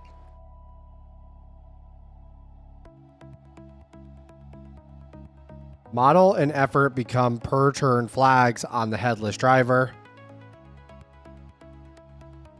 Was verified on your installed Claude, Codex, Grok, Pi have equivalents, and harnesses without one simply don't show the control. That's the entire feature. No keystrokes, hacks into TUIs. The surgical work list is 6 small items.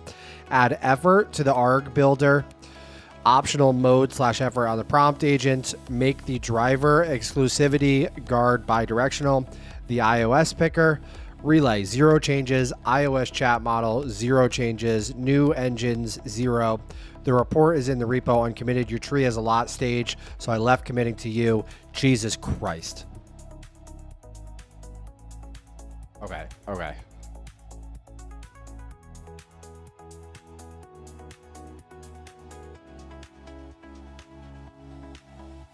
All right, let's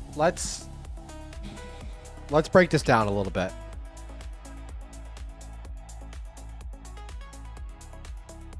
It seems like you want to keep using the JSON-L file, is what I thought originally, but then you're saying also no, if there's no terminal open or the chat is started from the phone, then Canvas runs -p resume. I don't get what it's getting resume though. I don't get what we're resuming if there's no terminal open or you're starting a new one from the phone.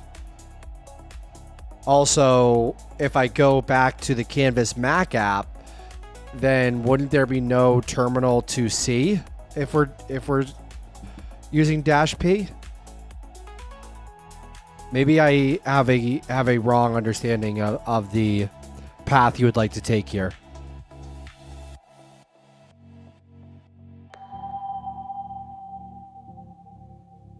Giovanni, thank you, thank you, thank you.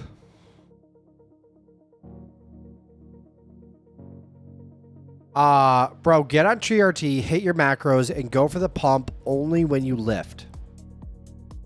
What does that mean? I get the TRT and the macros. I get that.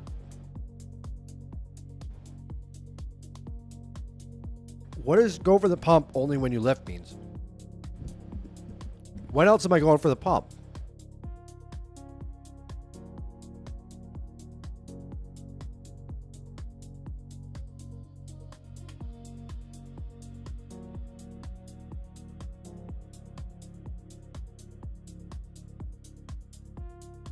All right, good questions. Both come from one mental model fix. The conversation doesn't live in the terminal, it lives in a file on disk. The terminal is just a window you can open onto that file.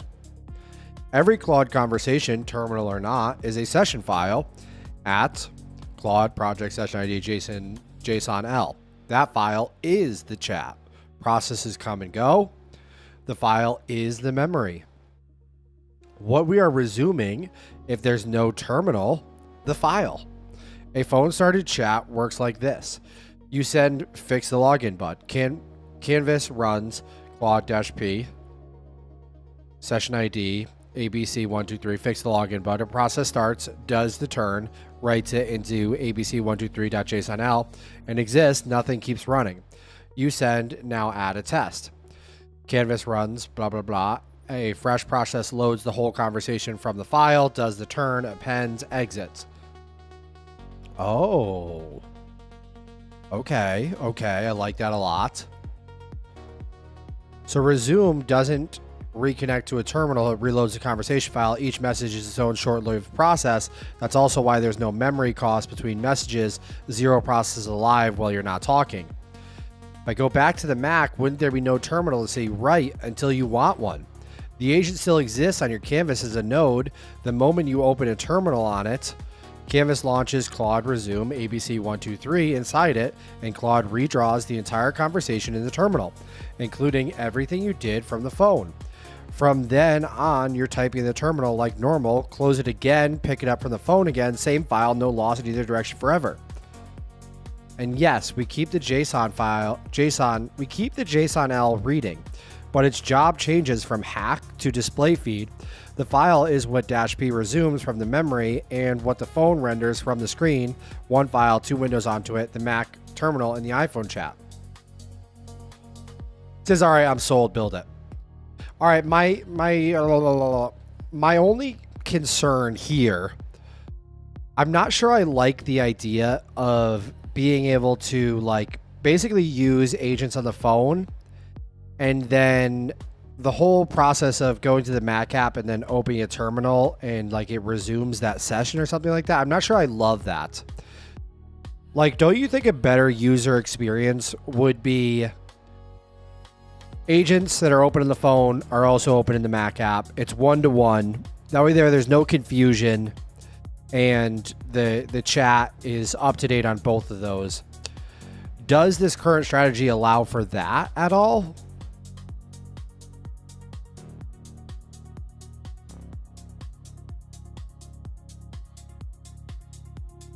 Convict Found says, what I'm hearing is keep the hippy dippy shit. It's totally saying that. And it said It said that it's not actually hippie. I sometimes have a tendency to be a little bit too judgmental. And so when I see options that the AI gives me, my immediate reaction is that's a slop way to do that. Or that's some hippie bullshit. Like that's not the right way to do it. Is my like gut reaction 90% of the time. And I'm inclined to agree that this is actually probably not hippie bullshit. We have to figure it out. Quad 3.8 Max is slaying right now 100 million tokens for $18. That's unbelievable.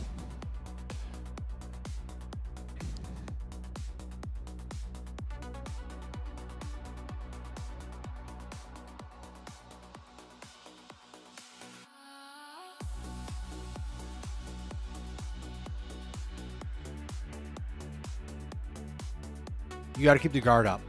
You do. You do. Simples.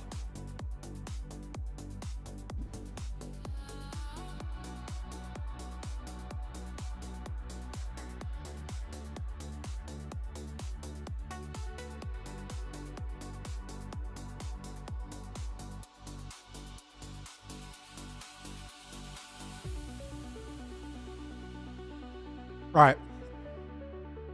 Yes, completely. In fact, 1-to-1 is what already happens today. When you tap plus on the phone, it doesn't create some phantom chat. It sends spawn agent to the Mac. A real terminal node appears on your canvas, and the phone attaches to it. The phone literally cannot represent an agent that isn't a Mac node, so agents on the phone are also open on the Mac. Isn't a stretch of the strategy. It's a default it grew out of. And chat up to date on both is automatic. Here's the part that should make you happy. Going 1-to-1 makes the plan even smaller. If every phone agent has a live terminal, then write stay on today's proven path. Canvas types in the terminal for you. Read stay on today's proven path, the session file. Model and effort get picked when you start the agent and become plain launch flags on the terminal. Claude, model, Sana, effort high.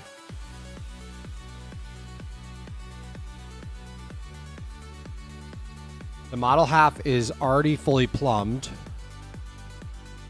Effort is a small add, works for Codex and Grok 2. Harnesses without an effort flag just don't show the dial. The Dash P headless driver doesn't die, it just stops being the main lane. It stays for what it's already shipped for. The headless agent feature, terminalist nodes. All right. And it's the escape hatch for the one thing a live terminal can't cleanly do, changing model or effort mid-conversation. In a 1-to-1 world, you'd pick those at spawn, which is how people actually use it 95% of the time. If you ever want mid-chat switching, the swap trick exists. Pause the terminal's process, run 1-P resume, turn with new flags. Relaunch the terminal in the same session, it redraws the current. But that's a later luxury, not the foundation.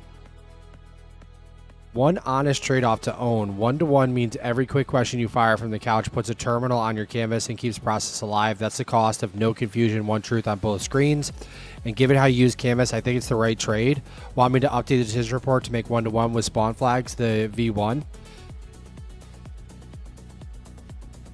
Yes, I think that's a good idea. I think this is probably the path forward. My only slight concern is sending Dash P feels so much more reliable than to send the prompts versus inputting the text into the input field on the terminal user interface and sending it. Like that does feel like some hippie bullshit.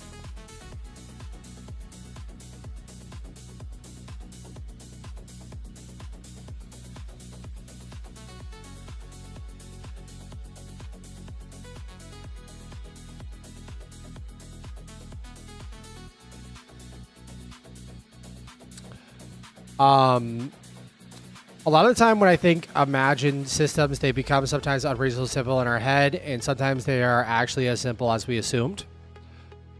So you're gonna build that HTML view? Not to interrupt your focus, but we'll be Kong maxing today. We have to. We have to. Well, I'm gonna need everybody in the stream today to hit that like button right now. How many likes are we at?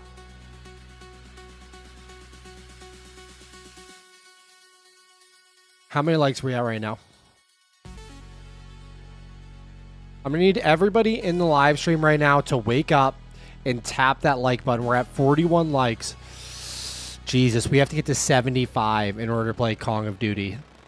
And I updated the game so that it has a smaller time to play. So maybe we can play like 2 or 3 games and it'll be a little bit more snappier and I can win, back to back. And I also brought the reload time down by 50%, guys.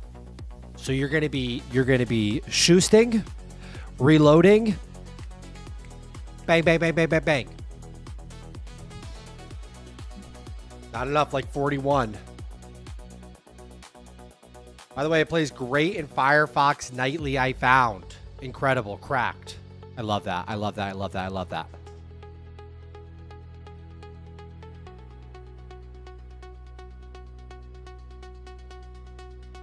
So we're essentially 36 likes off. 36 likes off, guys. If everybody in chat taps that like button, then we would get there. If everybody in chat right now goes and just gives that little tap. I disabled the server, I did. I shouldn't have.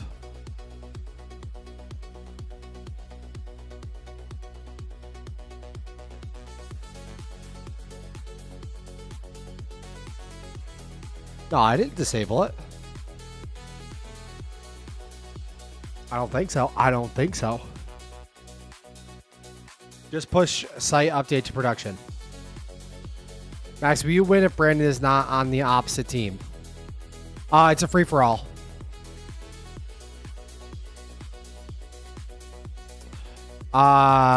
Big Boy says FAGOT. All right. All right. Can't tap the button. I got my eyes closed. Wake up, Don. Don, it's time to wake up. Hit the button. Cannot reach the game server?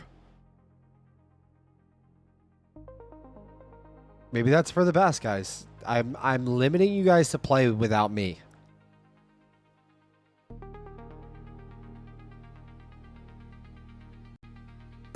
I'm forcing you guys to, I don't know, it's loaded for me. It's loaded for me.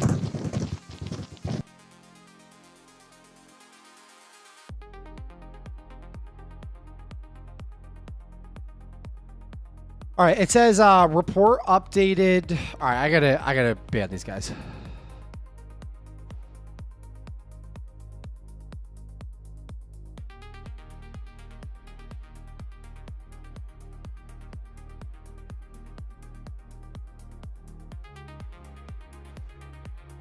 Yeah, just the usual internet trash. Exactly.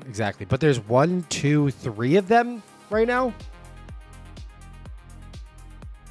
4? Oh no. Oh no. Don't tell me. Oh, don't tell me. How does somebody set up this many Google accounts? And do I have to put it in subscriber only?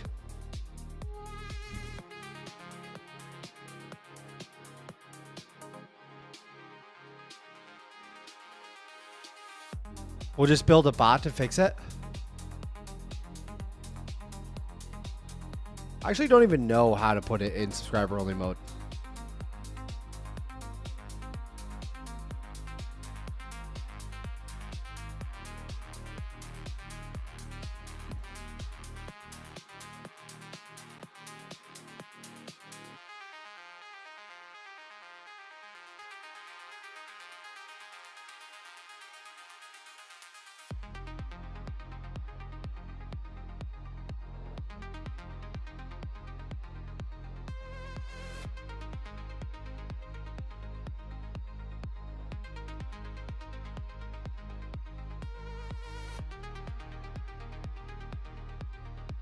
Sub only means the trolls win. Sub only mode means the trolls win. Sub only mode means the trolls win.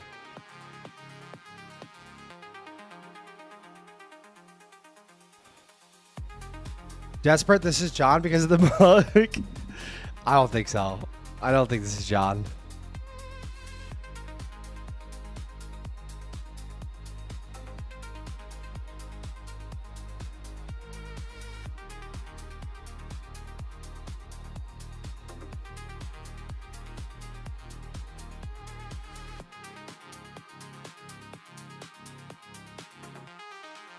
God, I should really get better at the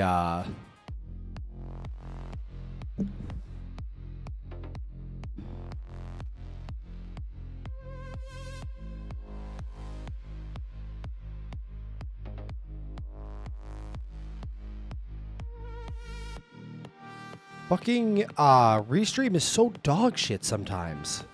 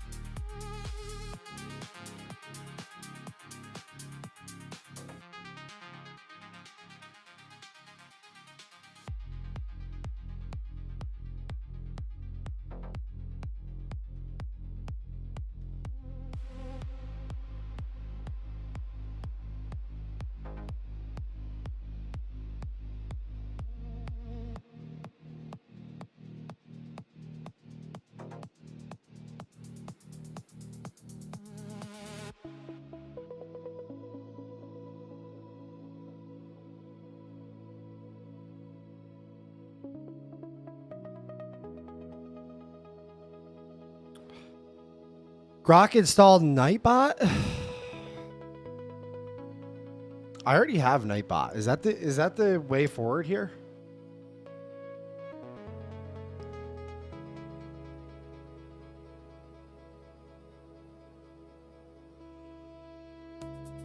I mean, I'm sure this is one person that is upset because I banned them. I can guarantee it, actually. Chat moderation.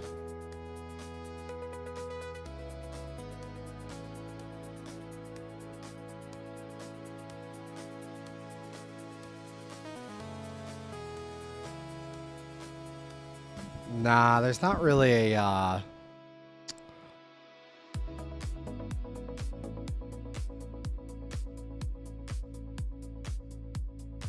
Max, wake up. Give Humble permission to block. Time to move on. All right. All right. All right. All right. All right. All right. All right. All right.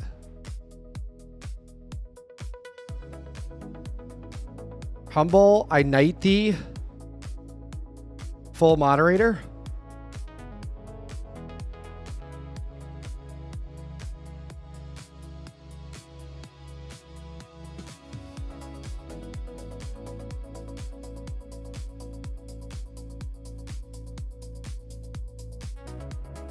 I knight thee, full moderator.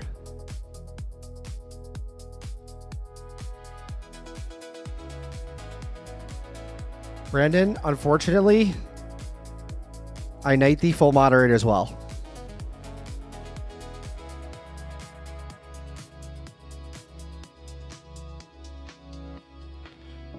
All right, and of course they stop as soon as we get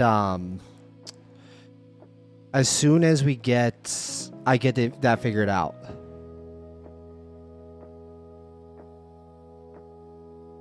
They'll go mad with power. They will. They will. They will. They will. 100%. They will.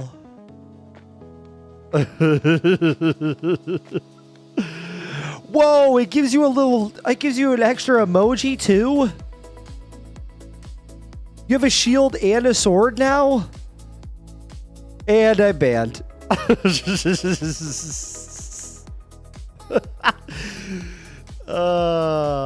right, let's get back to work. All right.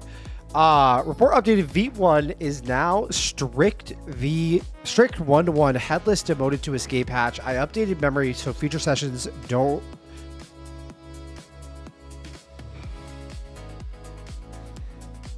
On PTY concern, your gut is right about the category, and here's the honest version. Typing into a TY is generally the least elegant piece of this, but it already burned you. Once. The July spawn prompt lost bug. Okay. Where prompt silently vanished, and what got built after that is not typing and hoping anymore. Canvas injects the text without pressing return, waits until the CLI visibly echoes it back, and only then submits. If the echo never shows, it retries with back off, and eventually, what's that? I don't know. What was what? Oh, I didn't hear it.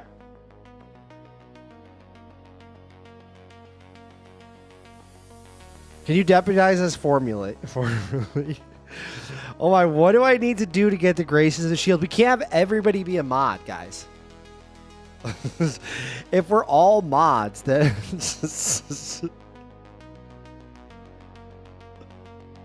Surprise. The next time somebody comes in, surprise. We're all moderators here. All right. Here's what I'm going to do. Oscar has been here since day one. Easy mod. I Am Don is not a member. So I don't even know if it lets me mod you, bro. I don't even know if it lets me mod you. Oh, man. All right, it's the most, two more things that should settle it. It's the most battle tested code in this whole lane. Every voice prompt, every mission runner prompt on the Mac goes through this exact path constantly. The phone isn't getting a side path with its own bugs. It inherits the main road. Okay, great, I love it. Dash P's reliability advantage only exists when there's no terminal. The moment you decide 1-to-1, a live terminal for every agent, sending Dash P would mean two processes fighting over one session file, which is the only thing no harness protects against. Okay, all right. So, all right, I'm totally with you now, but explain to me how we're going to solve the issue of, so basically we're going to solve the issue of changing effort level and model by adding, like, when you go to spawn an agent in the app, after you click like Claude or something like that, then it will have like which model, and you can see like Fable, Opus, Sonnet, and then after that it'll show you like what thinking level, and then you click that, and then the terminal spawns, is what you're saying.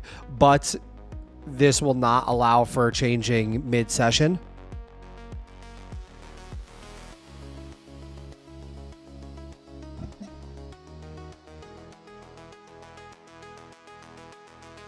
That would be a good mod. Oh my god, we have so many people. Guys, everybody is a mod now. And also, you guys are doing a bad modding job. You're doing, they're back. They're back and no one's modding him. Good work. Can I also be a mod? Guys, we're doing a terrible job modding here. I'm gonna have to just keep adding mods until we do a better job. Oh, whoa, wait a second.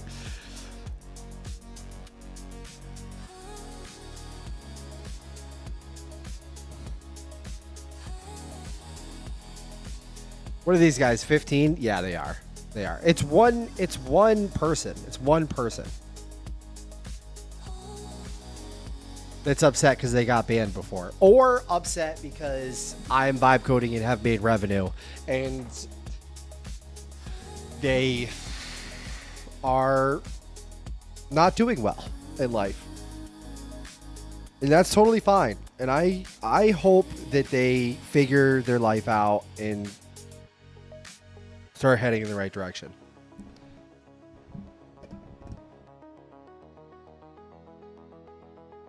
Imagine burning that many accounts. So sad. Give me the power like He-Man, but you got to give me a second because I'm doing any medical supplies to the church. Oh, wow. I need to call Sweaty Biscuits. So no mod for me. Guys, how many mods are we going to have? I just gave 10 people mods.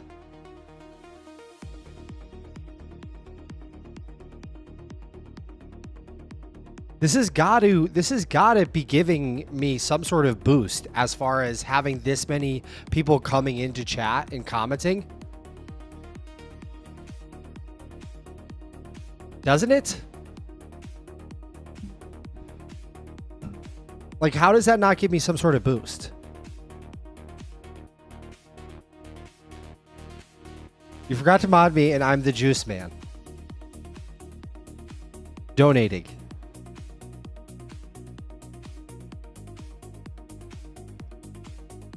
Imagine how he feels, feeling so weak. Yeah, maybe he's desperate there. How do they have so many burners? It's honestly impressive. And I've said this from day one, is that these people are smart. Like, obviously it's a smart individual. They're just like generally doing bad in life and feel like they need to, like, anybody that's getting ahead or anything like that, they need to come in and try to rain on their parade. Even though it does the opposite for me. Like, it excites me because all they're doing is giving the algorithm a positive signal that people are chatting in my chat, and they're making me bigger. Like, it's the opposite. It's the opposite. But anyways, like, they're all these people that do this shit are actually really smart. Like, they're crazy smart people. To have this many burner accounts, like, I've tried to set up multiple Gmail accounts, and it's actually really difficult. Like, you have to have multiple phone numbers set up, and so they obviously went out of their way to figure a ton of shit out.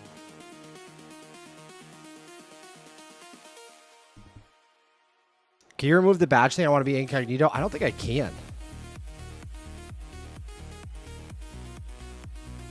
Feels like a whack-a-mole game. All right, yes, you've got the V1 flow exactly. Tap plus, pick Claude, pick Fable Opus Sonnet, pick Thinking Level. The terminal spawns on the canvas with those baked in as launch flags. Same picker works for Codex and Grok. Harnesses that don't support an effort flag, just skip that step.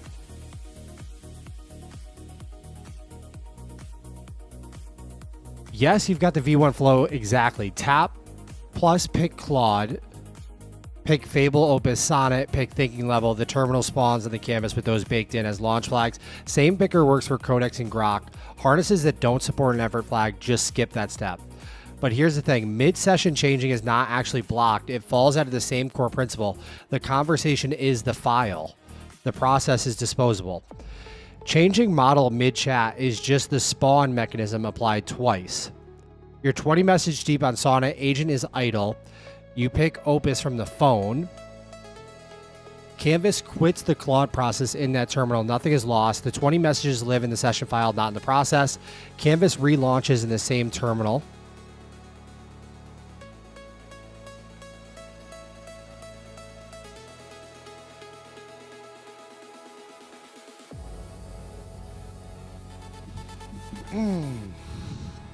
Canvas quits the Claude process in that terminal. Nothing is lost. The 20 messages live in the session file, not in the process. Canvas relaunches in the same terminal. 2 seconds later, the terminal redraws the entire conversation, now running Opus. Your next message continues right where you left off, and you literally watch it happen on the Mac too. No -P needed for this. No / command tricks typed into TUIs. No per harness voodoo. Okay. All right, this all sounds incredibly fantastic. My last concern would be the fact that how are we going to get all of the possible thinking levels and models for every individual model that we support inside of Canvas. And it kind of sets us up for a support nightmare moving forward as models add new agents, like they just recently added Fable. We're gonna have to update that, or if they change thinking levels or whatever. I just wish there was a programmatic way for us to change that as we go, or update that as we go. That didn't rely on like us receiving the news of an update and then I have to go in and modify both the iOS app and possibly the Mac app so that it supports this.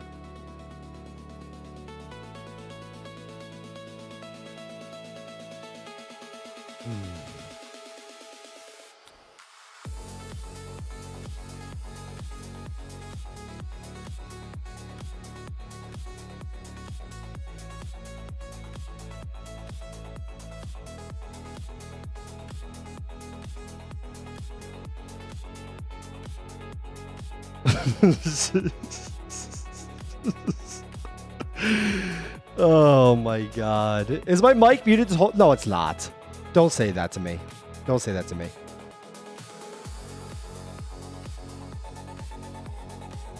Guys, I really need you to like the stream. I need you to hit the like button so that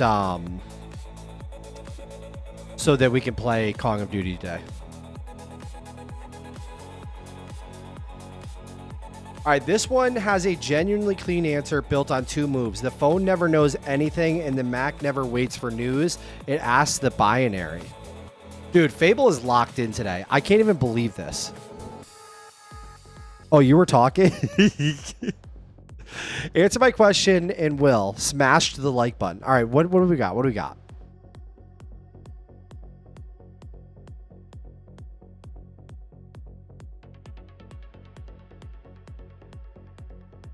Hey, bro, I'm sure you've covered this 1,000 times, but I haven't kept up with Grokbot. Is it actually worth checking out? My 7-day trial just ran out of Grokbot, and I will not be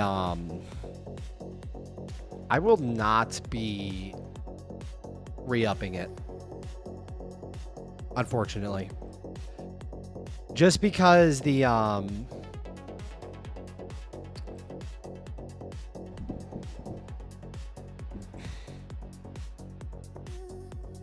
I like the way they have separated out into bots. So if you guys don't know about Grokbot, it feels like Hermes or OpenClaw, except for instead of having individual session threads, yo, Humble, my dog, thank you so much. Yo, Humble, my absolute dog. Says, keep these halls pure of trolls and merriment high, dude.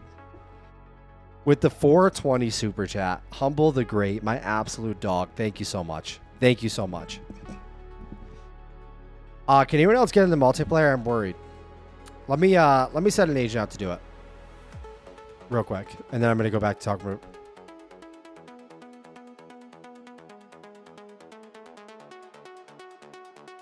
Can you make sure the multiplayer situation, the FFA works on the server? People are saying that they're having issues actually using it.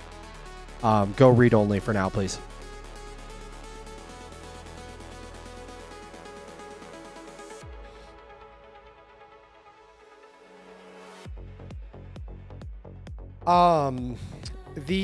I stooped to try in Safari.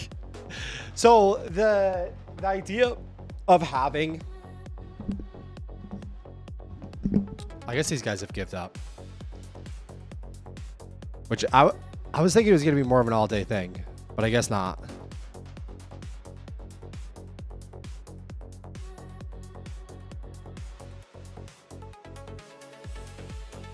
Where's my chat?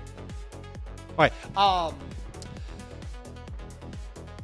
The Grokbot, guys. Okay. Breaking it down by bot instead of by session is actually genius. That's probably the biggest unlock I've received from Grokbot. However, also, having the badass virtual private server they set you up with, I think it has insane networking. I don't even know. I saw a post that it was like, I don't know what the network speeds are on it. It's ridiculous. It is ridiculous. The bandwidth is unreal. But like, I like having Hermes and OpenClaw and then being able to set up, you know, whatever model I wanted to run on. Because Grokbot being stuck on Grok 4.6, if it's doing creative work, then in the back of my mind, I'm always concerned, like, is this the best model to be doing a deep dive on what YouTube video we should be making next and what the title should be and thumbnail and all that?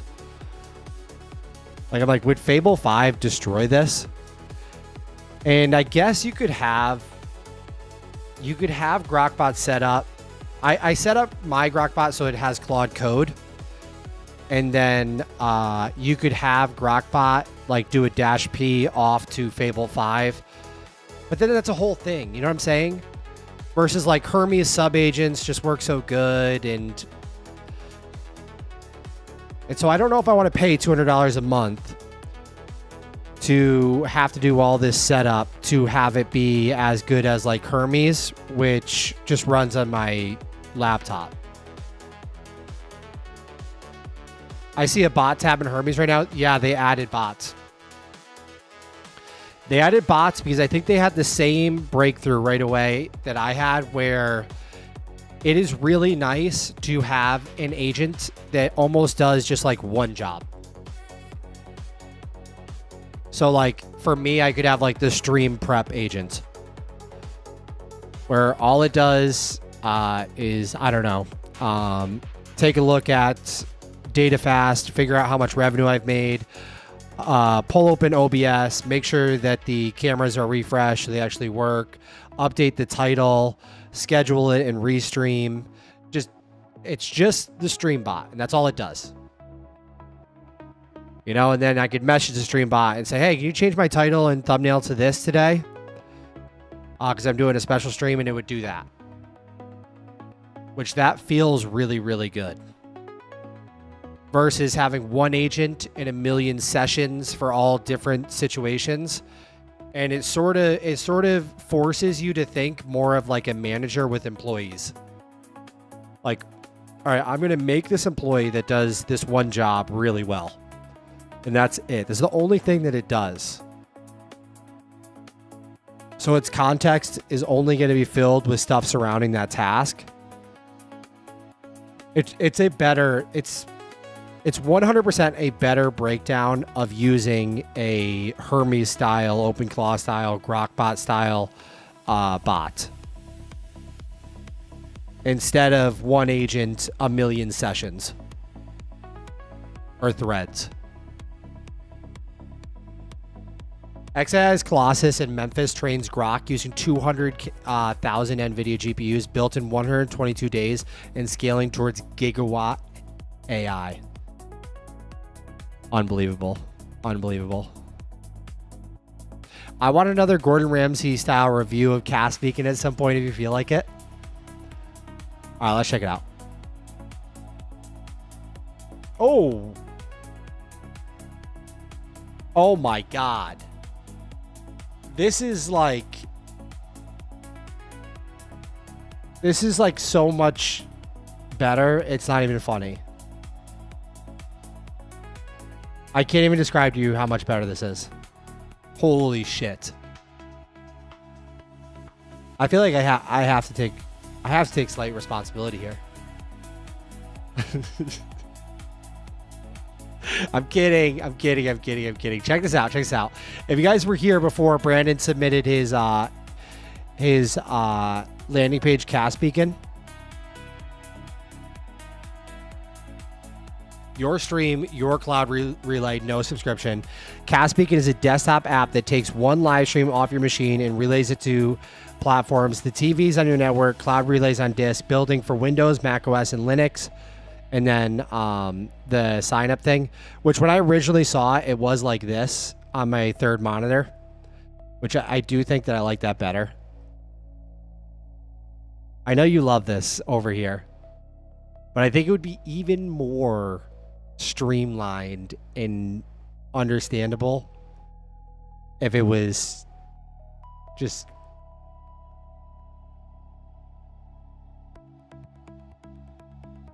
like that. And delete this text and delete the selector and then just have it say join the wait list. And then this is a call to action, so it should be this color right here. Because right now my eye, I guess this is your call to action also, but my eye does go to this right here. So this should be the same color as this right here. And maybe even, because you want people to give them your email address. Like you should be, boom. This is clean as fuck right here. If you guys weren't here the other day, there was so much more going on than this.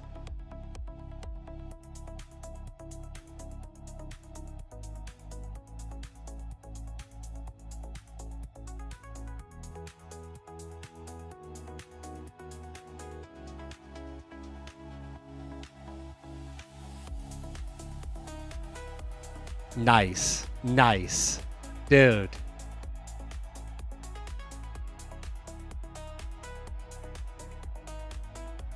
Yes. Yes, yes, yes, yes, yes.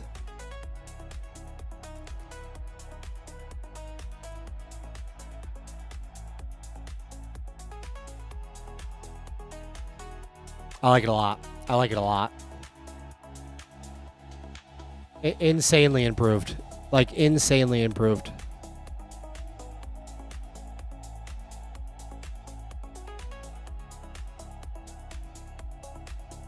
All right, here's the answer in plain terms. 3 layers ordered so nothing ever breaks while waiting on you. Layer 1, the iPhone app knows nothing.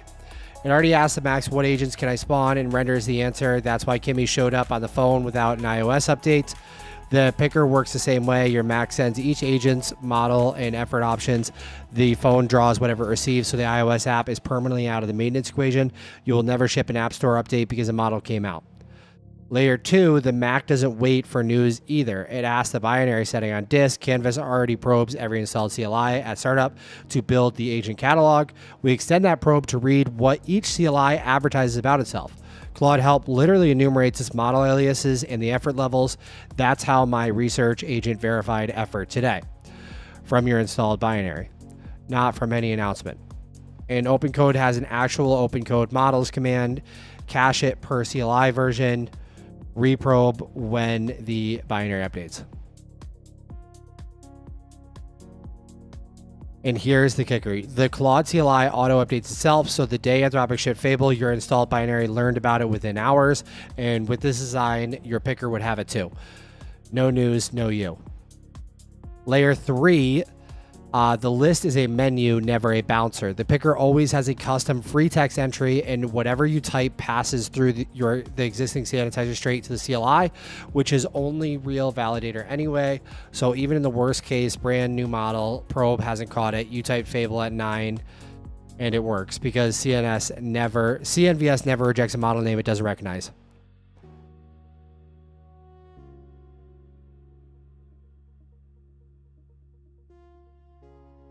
Wow, this is so good. The failure mode is to tell that this is right. If a CLI someday reformats its help text, the probe misses, the baked default show, free text still works, and the fix is a small max-side parser tweak. This is so good. Wow. All right, this is feeling like a god tier level plan that we just hashed out together. Amazing job, amazing job. I want you to build this out fully. Make sure specifically for like the model and effort picker, we are matching the iOS app perfectly. I think it should stay in that sheet. So like you pick the, you pick like Claude, and then that sheet rearranges to like have the model of Claude and then the thinking level. And then after you select the thinking level, then it goes straight into the chat window loading thing. After you build it, we need to write a full end-to-end massive testing suite to ensure all of these changes we're making work perfectly across the board on the Mac app, on the Relay, on the iOS app, everything. No side effects, no bugs, no nothing. Let's get it done. Awesome. Awesome. Does Canvas work on Linux? Not yet. It does. So I can run a remote Canvas. I can go new Canvas. And then, I can go new remote Canvas. And then I can pick my Linux server. And I can add a file on my Linux server or pick an existing one. And just name it Linux server. Create Canvas here, and now all the agents I spawn and whatnot inside of this are actually running on the Linux server. It's a remote Canvas, which is super nice for remote agents. And then all the files that are made are obviously on the server, the Linux server. But Canvas for right now is purely a Mac OS app. It's built in Swift from the ground up. Every aspect of it is built in Swift. So there's no JavaScript running on the desktop. No Electron, no Tori, none of that.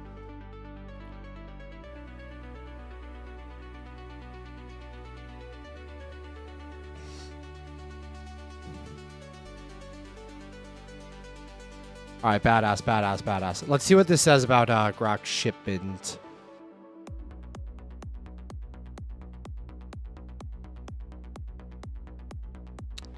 All right, read-only investigation. I won't change or restart anything. Plan, check the live services logs on the lab box, then walk the FFA lobby flow in the server code.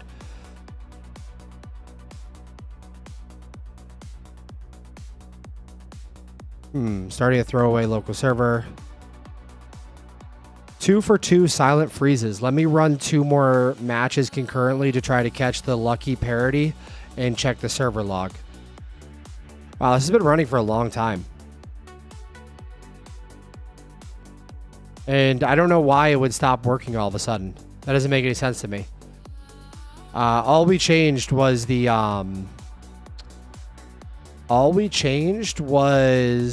reload time. And also that the matches actually end. I can't believe that would break the ability for multiplayer to work. That seems ridiculous.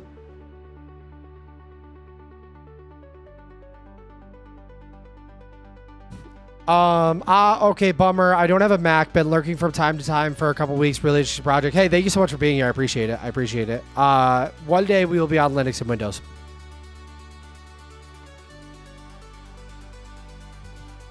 I made the switch to Lightsail after we briefly discussed it last week, and it was so smooth. Yeah, Lightsail is like really clean. I'm kind of like a Hetzner fanboy, especially after they just put out that Linus Tech Tips video. I don't know if you guys saw that. The Linus Tech Tips video was insane.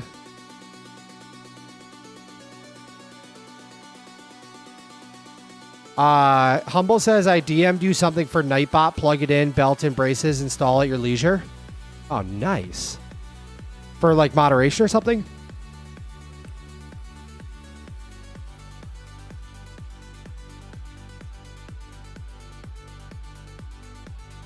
Legend.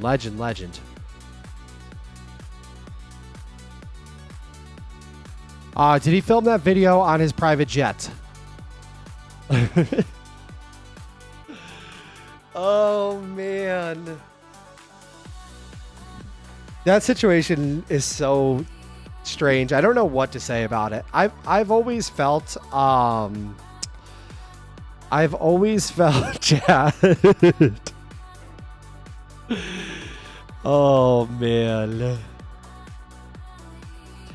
I didn't need row level security because I had I wasn't using I was using MongoDB. I was using MongoDB, and I forgot how it was secured, but it ended up being so good because this is not something you fall back on, but there's essentially security in being I used a bunch of weird tech for that situation just because it's the stuff I was comfortable with. And so there is a slight amount of security in just using eccentric tech, essentially, if that makes sense. Like, if everybody knows where to look for the for the technology that a normal person would use, and you're a psychopath and you use all of this weird obscure tech to get shit done, then there's like a certain amount of security in the fact that no one has any idea like what is happening. They're like, why is this like this? But QuickClaw blew up so big that I had multiple like god tier level security people that do security with like massive organizations and the government, and they sent me legitimately like 100-page security reviews that I was able to pass off to agents and have essentially rebuild QuickClaw to be like insanely secure. And like I tried to give them, I was like, I'm going to figure out how to repay this to you. This is massive. But essentially it was like, no, you don't have to pay me anything. I just want to see you. They were like, they followed me and they wanted to see me win, you know? But also I think they knew the fact that there was zero chance of me even being able to afford. Like, it was kind of laughable because like right now, if you are a high level security person and you actually know your shit, the amount of money you can charge is like almost unfathomable. Like, if you are a extremely high level security person and you are up to date with the situation and you're the person that can show up to a developer's app like mine and then walk through everything, just walk through it, you know what I mean? You're just like, all right, I'm inside, this is what you got going on. Then I think that these people just basically they just approach the companies and are like, this is the report of all the stuff you need to fix. This is all the issues that you need to find. If you want it, this is how much it's going to cost. If not, best of luck to you. I didn't do anything malicious. I don't know if that's how it works, but that's in my head. What it felt like at the time is I had the immediate realization that I'm like, oh my God, these individuals probably charge whatever, because their service is like invaluable.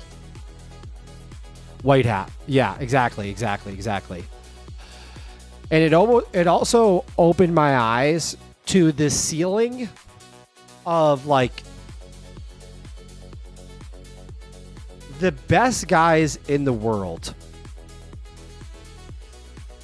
at just generally cybersecurity, just generally using a computer at the highest level. The best guys in the world, they're not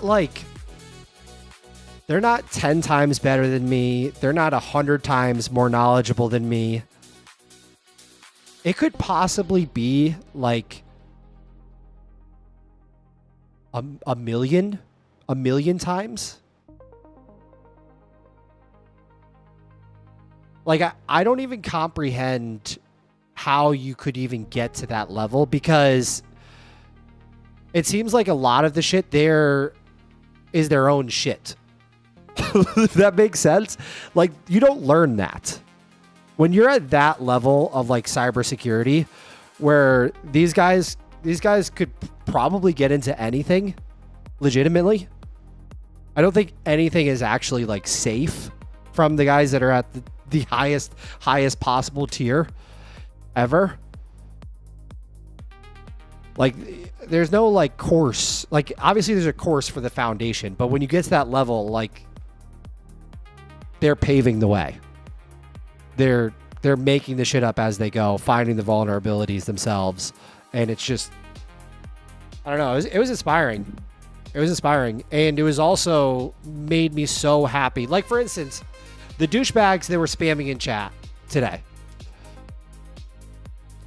It made me so fucking happy that there are guys on our team. There are good guys that just, whoa. Like, you, if you ever have an app blow up and one of these people reach out to you who's on another level, they have an organization set up, that it's a real business, and this is what they do for their job, and they are at the top of security.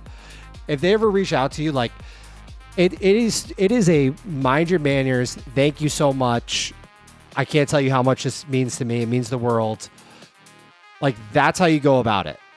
Because these people, like, have the power to ruin everything. Like, they just could. Like, the tech world is their oyster. They're like, they could do whatever the fuck they wanted. It's freaky. It's freaky shit. It's freaky shit. Even if you ask like AI,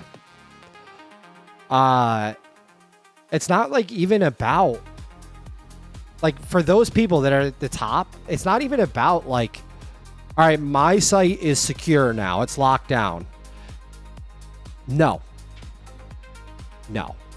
Like, you're doing the best that you can possible.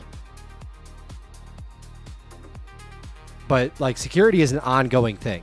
Like, it's an ongoing, constant battle. It's not like I'm locked down now. No. No. And it works that way, you know, with everything.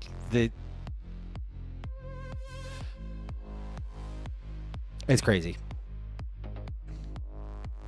Found and reproduced it. FFA is breaking at the moment. A match ends. Roughly half of all the 25 kill finishes freeze. The whole lobby with no winner screen. I hit it 3 times out of 4 in end-to-end test. Nothing was changed anymore. Production wasn't touched beyond reading logs. What players experienced the match plays normally. Okay. Honest accounting. The fix. When you give me the word saying read only as asked, a small change in SimTick to force one final snapshot flush when a session flips to over. So the end event and end card always reach every client regardless of tick parity. I'd verify it with this same test harness, then commit. Fix it and get it live.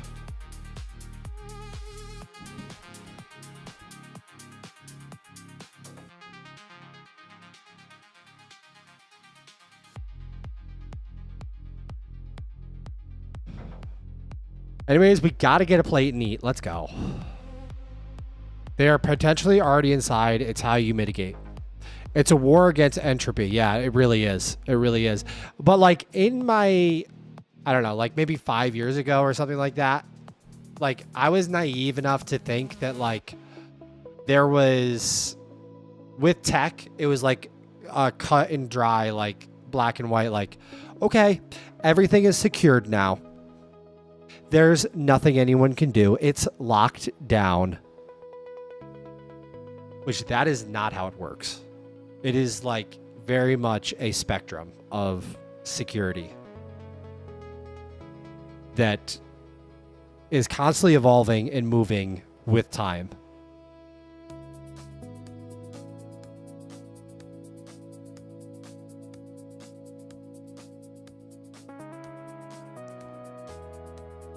All right, I'm so excited for this iOS app. I feel like we put the work in and we got a good plan here.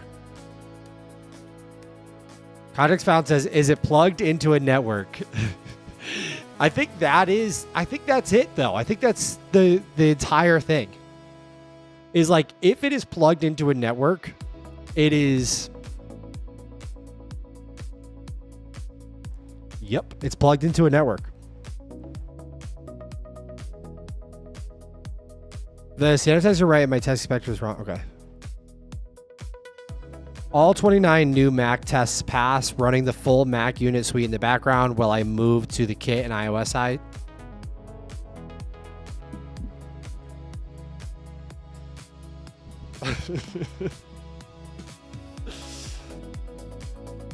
Guys, are we ever going to play Kong today? Guys, if you haven't already, I need you to slap that like button in the stream. I need to get a game of Kong with my chat. It's fixing right now. It's fixing right now. This is my first moment near a screen. Hi, my lovely people. Apps Creative is here. Finally. Apps Creative is here. Let's go. Let's go. Let's go. Amaze, amaze, amaze.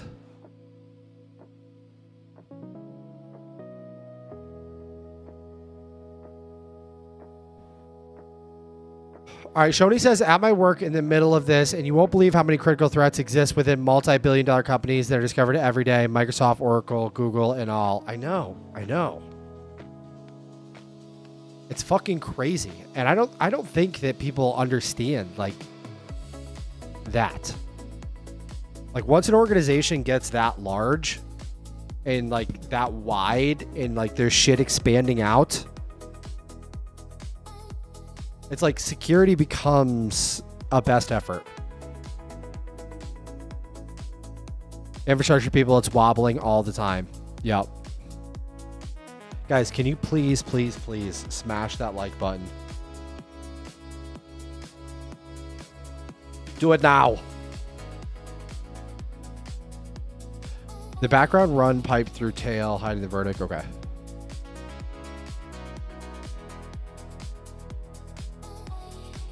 Let me see if this is finished. Type check and rerun the harness against the patch server.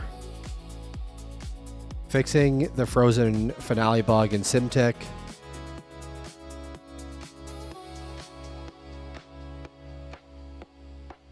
All right.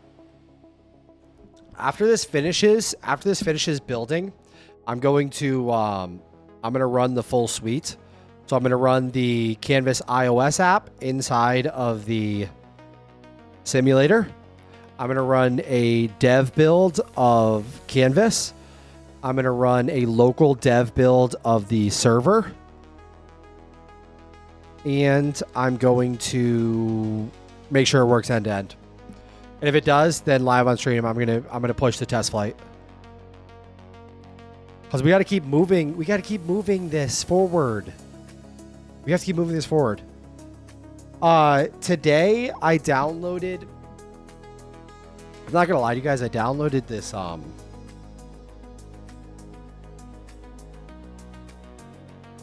downloaded a modified version of Qwen. I tried running it on my Mac. It was a quantized MLX version. It was still a little bit too big. But it kind of feels like everyone should have this. Hold on. Like, it kind of feels like this is just a good thing to have. Okay.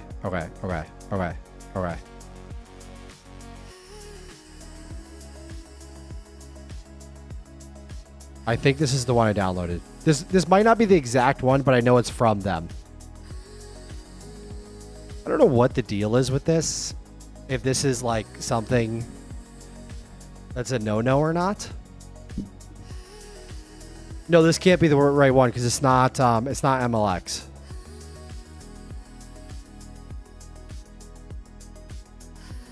All right, my process here, my thought process here was, it feels like having this, which I don't even know. I don't know how YT feels about me even talking about this. Because I thought originally about making a YouTube video about it, but then I was like, probably not a good idea. Probably not a good idea. Dude, having this, so I have a And then I downloaded the Windows version also. Having this is 7 likes game now. This is like a prepper's no-brainer. Like if you're going to be a prepper, right? John is going to see the scary doctor in 15 minutes. He must play now. we got to hit the likes. I can't bend the rules. I'm sorry. I wish I could, but I can't. All right, but you know how like preppers, they have like water on standby, food on standby. This seems like the no-brainer for a prepper to have locally. Like if you haven't downloaded this, I just feel like it is a no-brainer to have this downloaded just in case. Like if all shit hit the fan and you have this is like having an encyclopedia like on quadruple overcharge deluxe, right? W9 says, I'm a prepper and have a bunch of uncensored models stored. Okay, so you understand what I'm saying exactly. Like, this shit works with no internet. You know what I mean? Like, could you imagine if shit hit the fan and you lose AI, you lose the internet completely, but somehow you have power and you're able to get this fired up, dude? Imagine the advantage you would have when you ask it, dude, I don't know what to do about this injury that is green and rotten. What can I do here? What can I do here? The zombies are outside.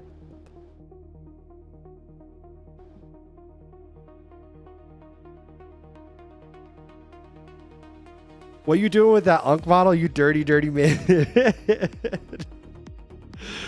I agree. Gemma model as well, which is much smaller. I got a small one on my phone.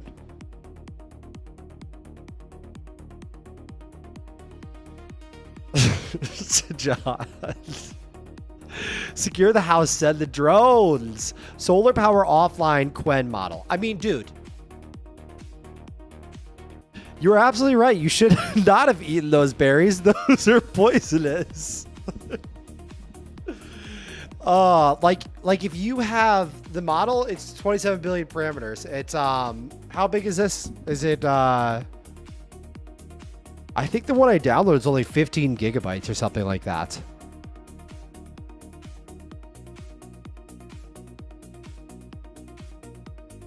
I don't know. It just felt like a no-brainer to have something like this on standby. Not even saying that I'm that type of person where I'm like, oh, shit's going to hit the fan. But even me, myself, am like, dude, it is a no-brainer to have this on standby and to have a ultra small model that runs on your phone.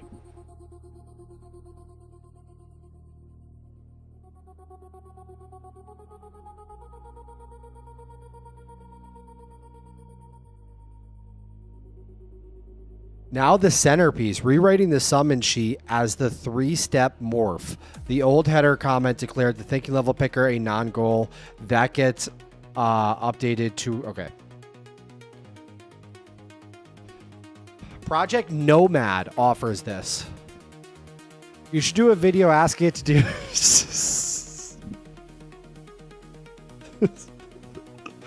I am not going to be doing that video. What one did you download? There's one that's recommended for the M5 with 24 gigabytes. That's the one I downloaded. I don't know which one it is. But supposedly the performance is like incredibly close to the real version. And it is much smaller. I don't know how that's possible. I have no idea how that's possible. But they have a version that's like quantized Q845B 20C exclamation point underscore money symbol, and it's, you know, brought down much smaller and runs on the M5 MacBook Pro with 24 gigabytes of RAM. And I think that same model, the non-MLX version, runs on my 4080. So I'm probably going to just leave that running on my 4080 and set up like a local API so that commands could be sent there. Are we done with the mod gifting? All right, Marco, just because you're number 3.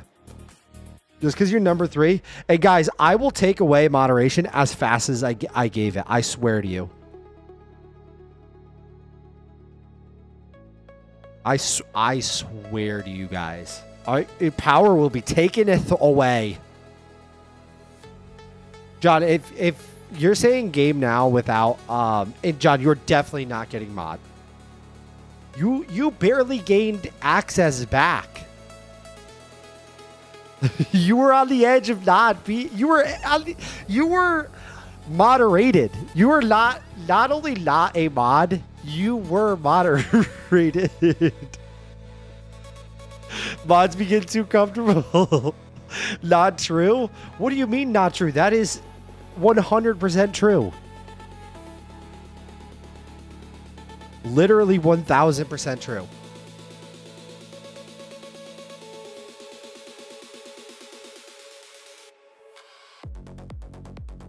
All right, we have 67 likes, guys. We have 70 likes. We're 5 away from playing the Kong game. If you haven't already, slap a like on the stream, and me and you guys chat.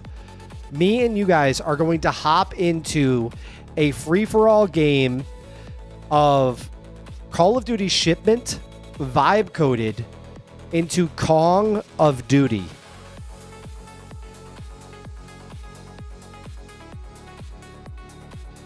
Put an asterisk next to it. It was a preemptive banning that was wrong. This second banning was a preemptive banning. The first one was absolutely correct.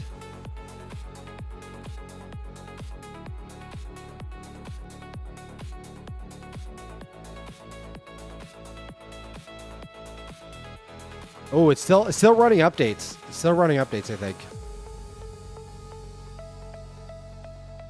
I don't know if it's even playable yet, but still, slap the like button and we'll hop in there, and we'll figure it out. Oh, it says that closes out the whole task. The finale snapshot fixes live, verified with a real match on production, and the server is back to serving only real players. Max, I'm scared for doctors. Need some words of comfort. Listen, it's gonna be fine. It's gonna be fine. I'm sure that they're looking out for your best interests. And I am almost positive that they're not going to have to put that glove on. But you never know. You never know. What if they tell me I'm in full-on AI psychosis and put me away? They're... Yeesh. You want me to lie to you, or... You want me to lie to you here? I'm sure they'll find some blood somewhere, John. It can't all be cold antifreeze. 71st like. I thought John was AI. John is AI. I vibe coded John to keep the streams fun, and I think he's done that. I think he's done that.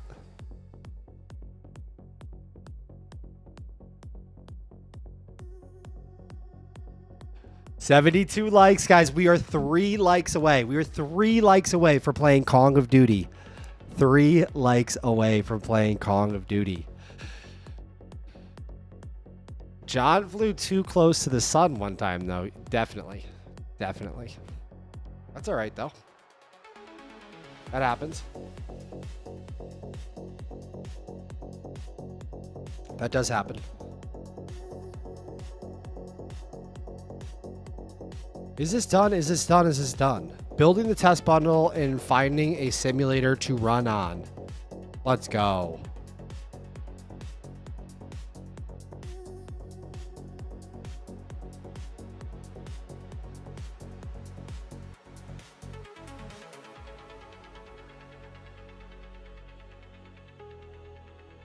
We got 2 likes away. 2 likes away from Kong of Duty. live on stream right now with chat. I'm going to show you guys our vibe coded Call of Duty killer in King Kong style. And I am also going to dominate chat. There is a 100% chance of me winning by at least a 5-kill win, as long as that guy DSA is not in here. I had nightmares about it last night. I don't know if that guy ever revealed himself. I don't know how he beat me. That was the first time I've ever lost in one of our vibe coded games to chat. I can't ever let that happen again. W9 says making a new account just to like the stream. Could you imagine if those guys that hey, thank you so much for the sub. That means the world. Could you imagine if those guys that were coming in and typing profanity were also liking the stream at least? That would have been the least they could do, is type the profanity and also like the stream so we could play Call of Duty.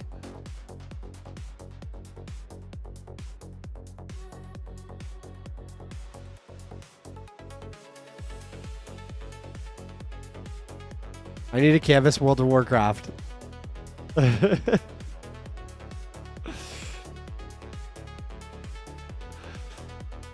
I used my alt accounts yesterday for likes 49 and 50 and ended up spectating LOL. Quickago! My guy.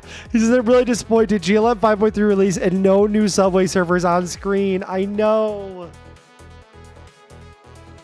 I think that my GLM 5.3 is now completely biased. Because I believe they gave me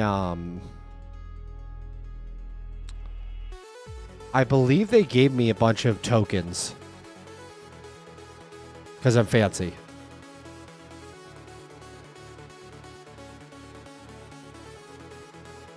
I think it's possible that they hooked me up with a bunch of tokens.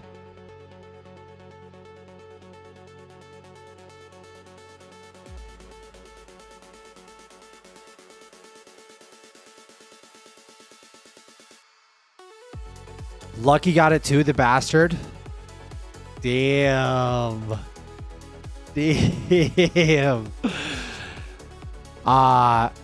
But little they know, if a model sucks, there's no amount of tokens anyone can give me that I won't tell people that it sucks.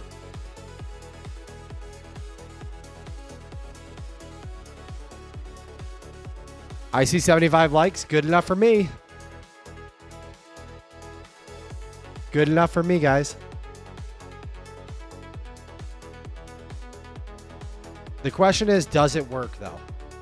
I'm going to hit Shift Command R for a clean slate.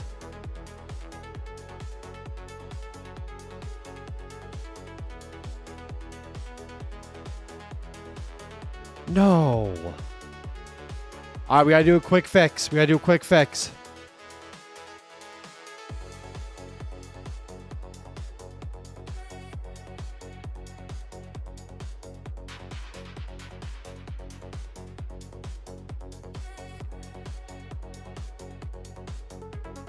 When I try to create a lobby, it says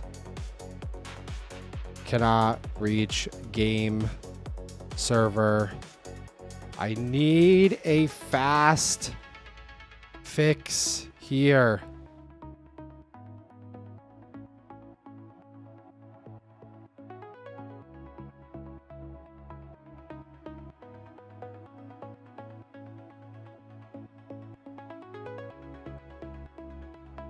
So it's not just me. No, it's not you. It's not you. Lucky, how many tokens are we talking about here?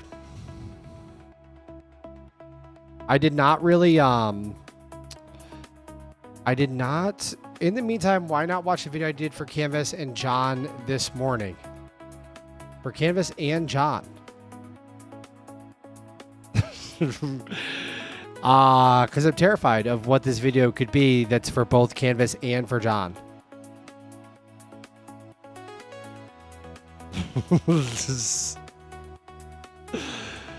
Trust me.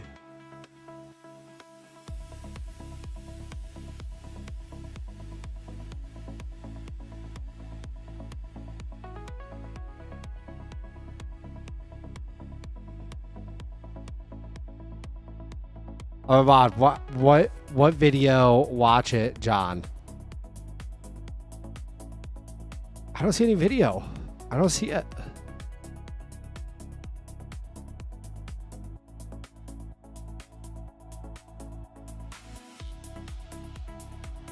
It's Diddy's leaked video. On it, checking the live service and finding where the exact error comes from in parallel.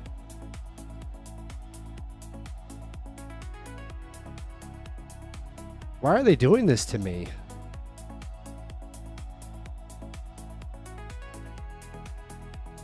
I should have put Grok on this. Because right now we have Fable with extra high thinking level, and you guys know. It says one fix covers everything. Main TypeScript feeds default WebSocket to both the name gate and the game socket. Oh God, it's gonna start testing the app as soon as it's time to play Kong. Seriously, we might have to pause that.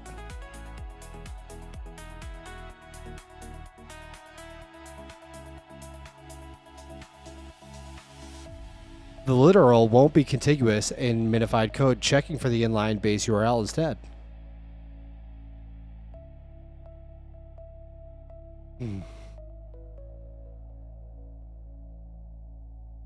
Humble is not telling me where the video is. Otherwise, there's oh God. You shared the video. I can't. I already can't show this. Humble. What is wrong with you guys? Also, what is this site?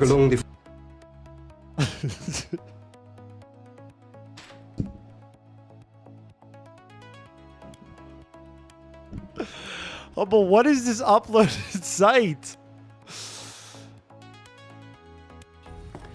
Im Süden hat der Gegner Zossen genommen und stößt auf Stahnsdorf vor. Der Feind operiert jetzt am nördlichen Stadtrand zwischen Frohnau und Pankow.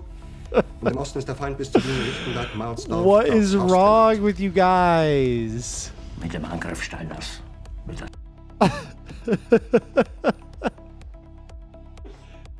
It's actually so good, Humble. It's actually so good. It's actually so good.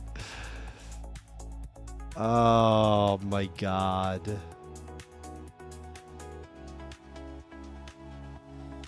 You guys can check out the video that Humble posted in the Discord, the general chat of Discord.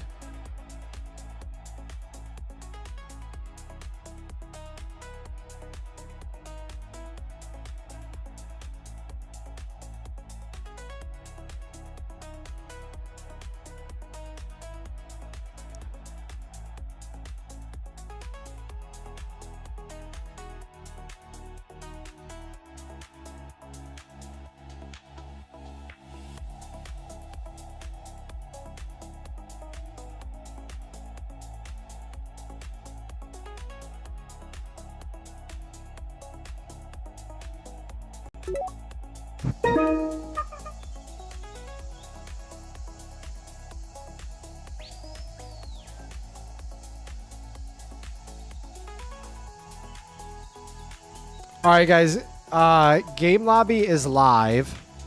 I'm pasting it into the chat right now. You can join. Game Lobby is live.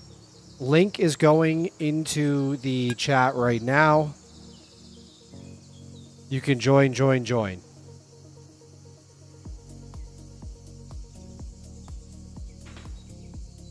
We're going to play a 10-person FFA game of Call of Duty right now. Okay, we have no one. We have not a single person.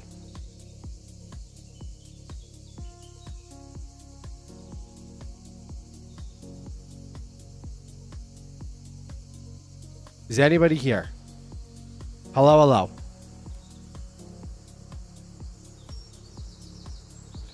I don't believe this. I don't believe that everybody's asking to play this game and then...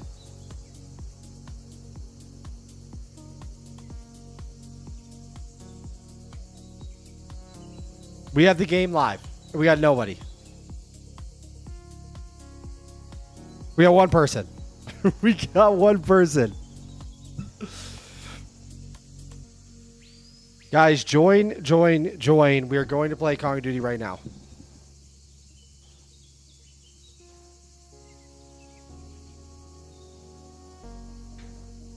I will 1v1 hysterical if I have to.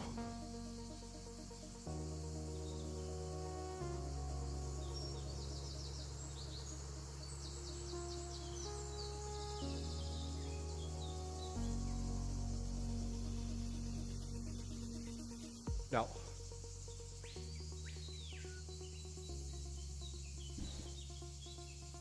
All right, I guess I don't know. I guess we have to do a 1v1 here. This is crazy. We've never had this happen, guys. Oh, we got a third. We got a third. Can we get at least 4? Can we get at least 4? There's 50 people in here right now, so we have to be able to get at least 4.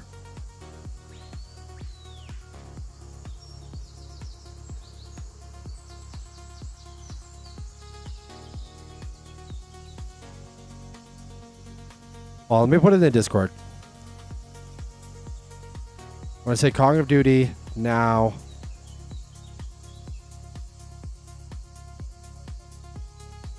Oops, I put that in ideas by accident. All right, we got a few more. We got a few more.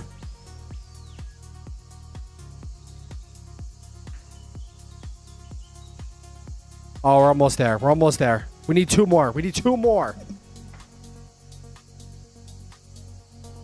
All right, we got it. We got enough. We got enough. You can still join, though, because as people drop out, it'll put you in. Oh, no. Oh, no way. No way. No way I'm starting off this bad. I don't believe this. There's 1. There's 2. No.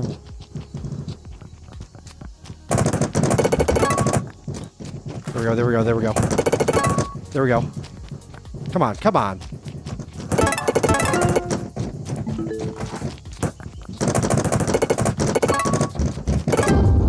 No, a grenade got me. Are you kidding me? I gotta sit up. I gotta sit up in my chair. I will camp if I have to. I will. I will. I will. I will. We need a bigger map, guys. We need a much bigger map.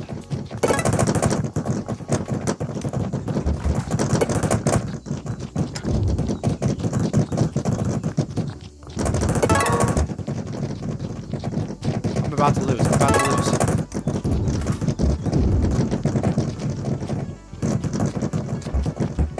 I don't believe this. I don't believe this.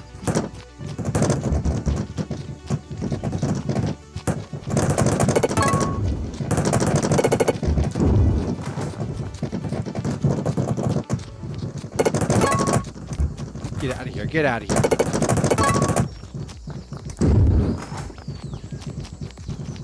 I gotta keep moving. I gotta keep moving. No! No, get out of your canvas. Not right now.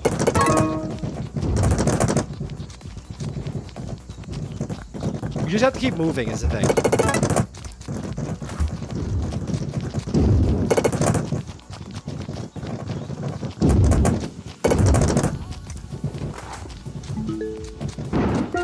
No!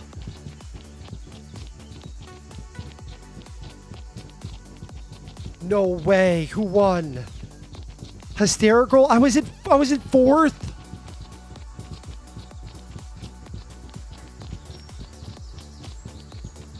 Oh, I can't believe I just got shit on.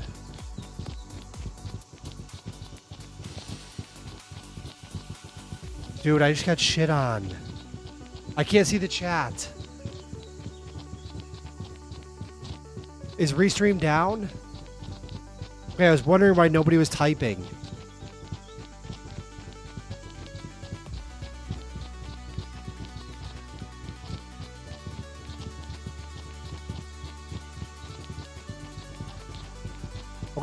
Okay, Restream is completely down. All right, let's run one more. Let's run one more. Let's run one more. I have to beat you guys. Let me know if you get this link. Dude, Restream sucks. I have to get rid of Restream. Came in third. How do I join the next one? I just dropped the link right there. That was rough. Can Max see the chat? It's full right now, though. Which model made this? Any comms? This is Opus 5 and Grok 4.5 and Fable 5.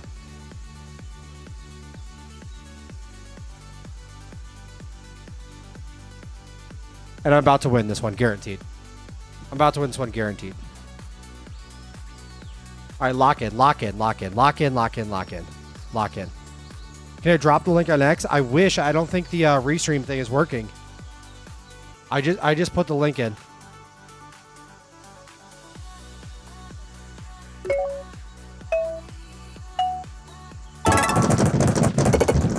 No.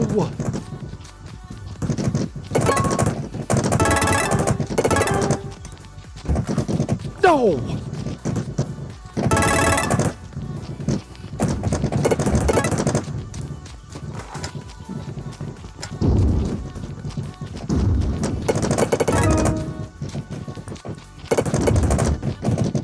Okay. I'm winning 6-5. No. You're kidding. You're kidding me. I don't know who that is, but they're cracked.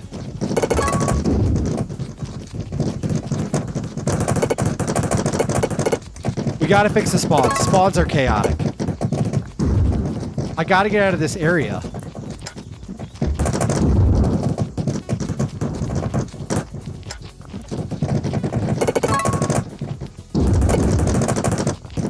No.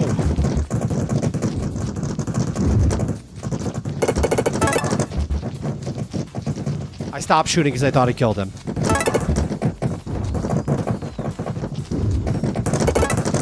Somebody has 20 kills. They're cheating. They're cheating, right?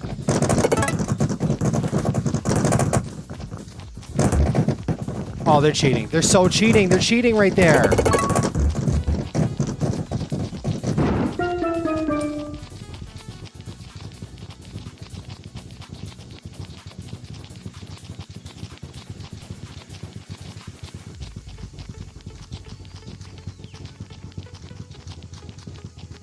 No way. No way. Need to see the scoreboard at the end? Yeah, I know. The scoreboard needs to show at the end.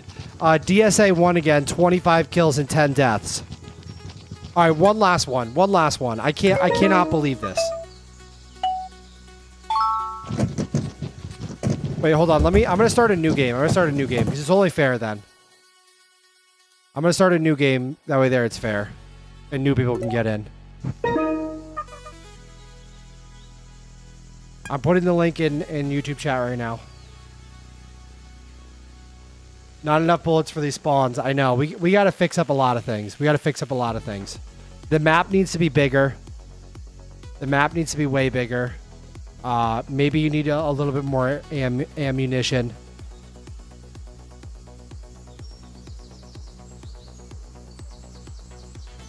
All right, this is the last game, guys. Join.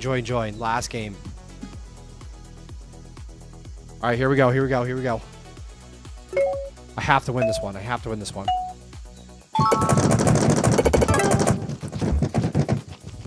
that's fine. Am I being stream sniped? Is this what's happening?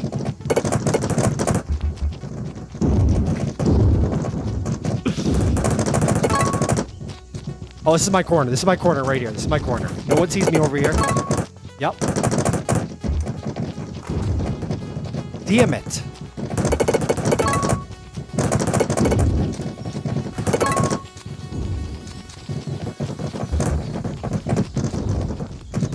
This is hard. This is really hard.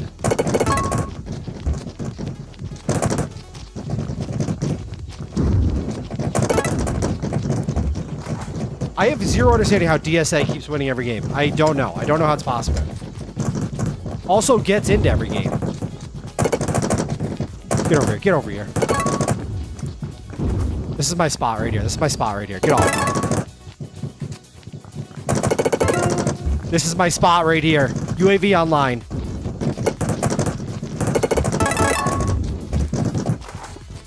I gotta get back over to my spot.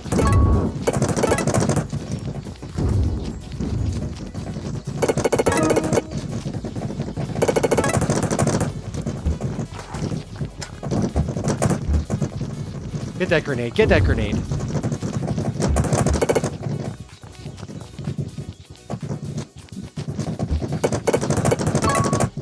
There we go. There we go. Come on. No. No, no, no, no, no.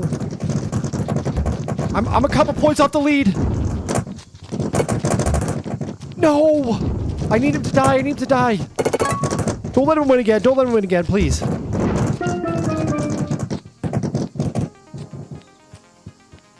Don't tell me it's DSA. Do not tell me it's DSA again.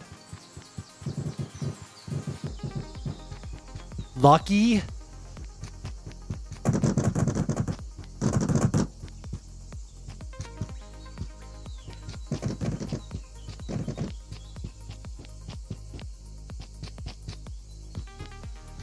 Daniel says, what is this game? Is it something you created? Yes. Yes, yes, it is. Yep, you're not good enough. The pacing is awesome. Hi, Max. Add banana bomb as grenade from Worms Armageddon. It's got all the right juice.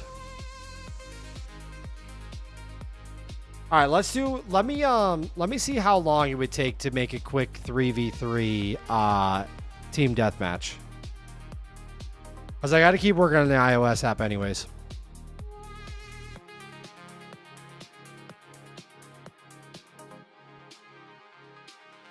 All right, I need you to do this as fast as you possibly can. But I need a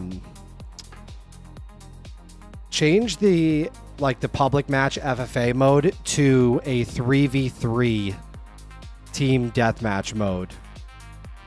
Okay, same thing with the spectators and the autofill.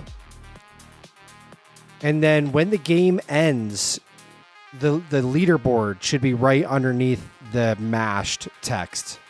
So you can see like who won, kills, deaths, all that. All right. Don't get rid of the free-for-all mode, but I need a setting to put it in a 3v3 team deathmatch.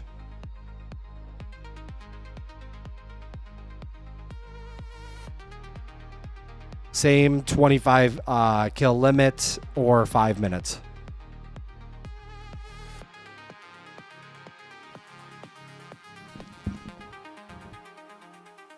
One more, please. What would be the main game idea? Battle Royale? Yeah, so I was thinking either a better lobby browser that refreshes. Yeah, yep.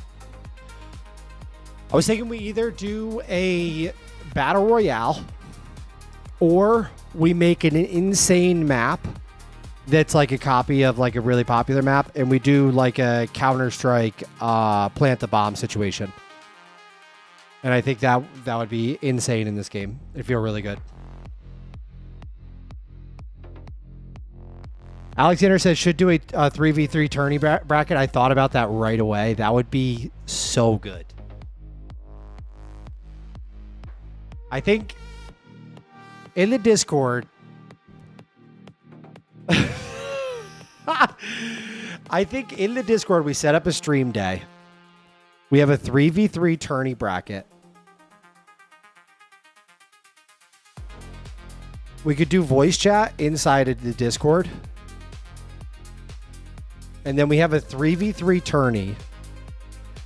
And then the winners actually get something. I give away something to them. We have to figure it out.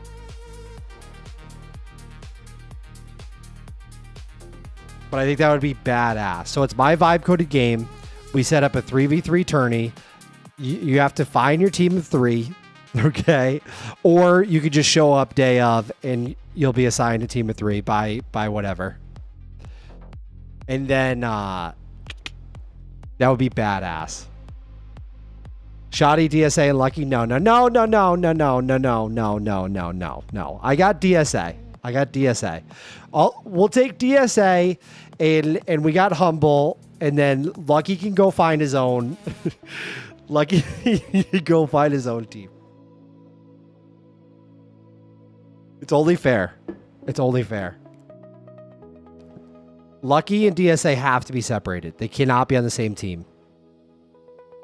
Amazing game. My heart is pumping. I know it. It's good. It's really good. $10 to enter.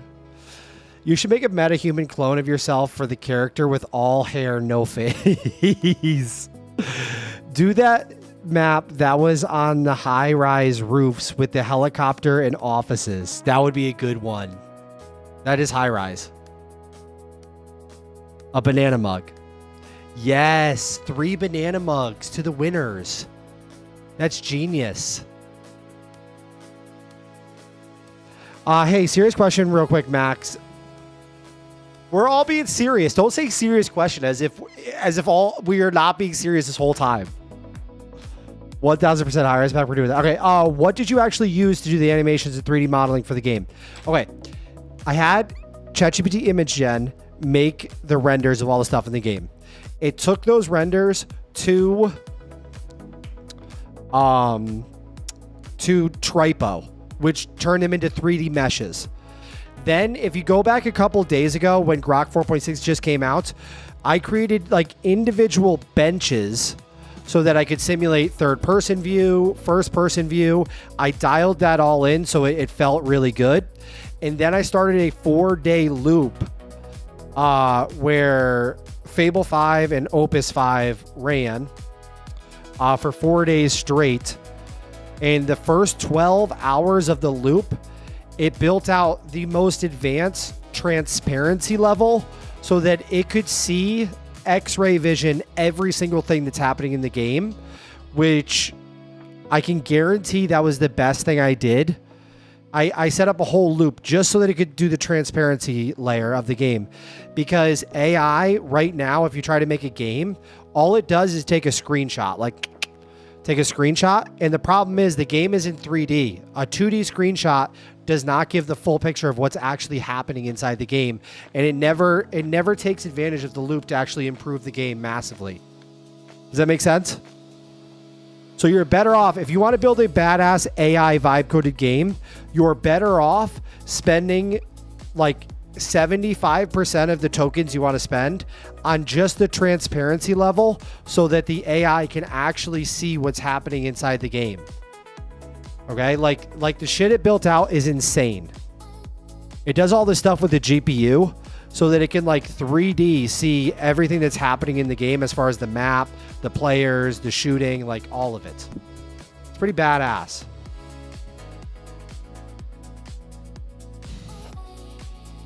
Can we have a Predator 3 second cloak feature? You mean wireframe mode? Sort of, yeah, sort of. DSP wins all the time. Transparency mode exists.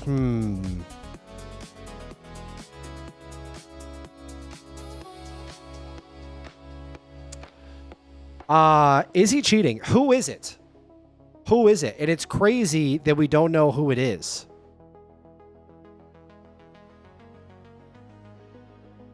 We have no idea who it is. What do you mean transparency level? Like you asked Opus to always inspect everything? No. I'll show you really quick. Check this out. It's basically a testing environment that it created. So it can see everything that's happening inside the game. Hold on. Look at this. You see this? So when it makes changes and modifies the game, it knows exactly how it affects everything.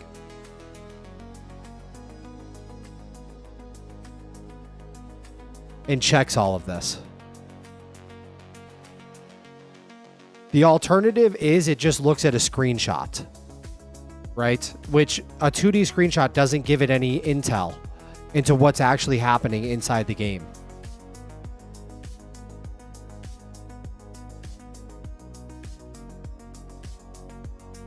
So instead, it has endless utilities that it built so that it really knows like what the changes to the characters is looking like, what the changes to the map looks like in 3D, not in 2D.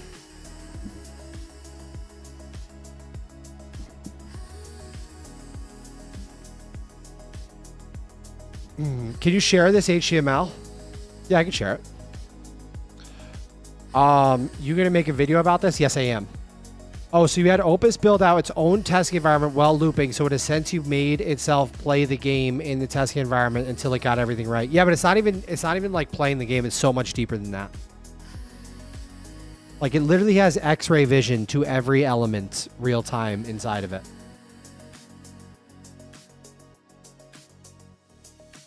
How do you prompt for this? Laugh my ass off. I set up a loop. The first half of the loop was that I was sick and tired of AI not being able to see changes like meaningfully in the video game. And then I set up a loop and I was like, I want you to have a worker agent to build out as many utilities as you need. Well, first I think I had a creative agent that said like, I want you to come up with exactly how many utilities we need so that we know exactly what's happening in this game as far as like the character animation, the gun mechanics, the movement, the map, the hit registration, the grenades, everything. Like figure out how many utilities we need to create so you can see in 3D inside the game. And then that looped in itself. So it looped and it figured out that it needed whatever, 25, 50 different utilities in order to get a really good idea of what the game was. Then a worker built out each individual utility, and those were all sub-agents in loops, getting the utilities to the point where they actually provided like meaningful and actionable and useful feedback that the LLMs could use to really improve the game. And it took 12 hours for it to create the testing utility. This is before it even did anything to the game at all. It created this testing utility. So then once the testing utility was done, then it was on. Like then the next 3 days or the next 3.5 days, it could spend actually building the game and then running this full test utility that's beyond nasty, and it could actually see the changes that it's making. But we like this shit fires me up so much. We have to get smarter about using AI. Everybody just wants to prompt the AI in a loop to get the outcome you want, but sometimes you have to take a couple steps back and zoom out, and you're like, all right, why can't a loop create a good game? Like that's first principles thinking, I guess. Is like, why can a loop never create a good game no matter what? And then you start looking at how it's creating the game. It's taking a screenshot, which is 2D, and then trying to make the map better. Or taking a screenshot, which is 2D, and trying to make a movement animation better, which will never, ever work. That'll never work. It doesn't make any sense. Like imagine if you gave like somebody who is trying to build a 3D element just a 2D photo, and you said, this sucks. Improve every aspect of it, the way it moves, the way it does everything. It could never do it.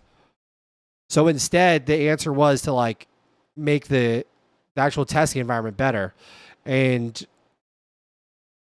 like I keep saying this, but like it sounds stupid when you build out the stupid shit, but you have to follow like your natural curiosity because it unlocks. It always ends up unlocking shit that you can apply elsewhere.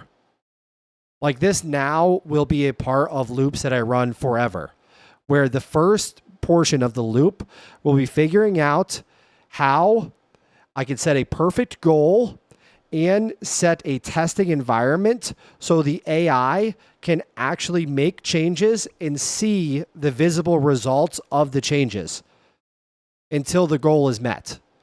And the outcome will be not, 2 times better, 5 times better. It'll be 100 times better.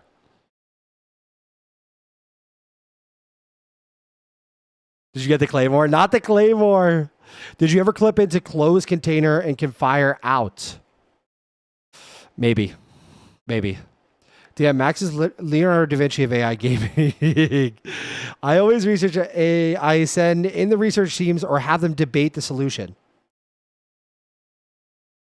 That's good, but I do think right now, at least, especially with this newer shit, sometimes a human does have to sit down and like think from first principles and be like, why the fuck is this not getting any better? Because that's what's happening with the AI gaming loops. You could try it yourself.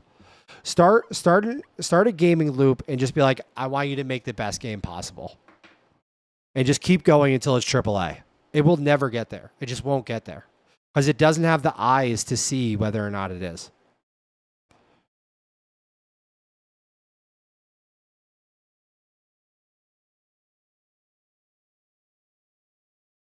All right, clean, adapting the harness for TDM lobbies and running the local verification. Come on. Lechero canvas. Oops.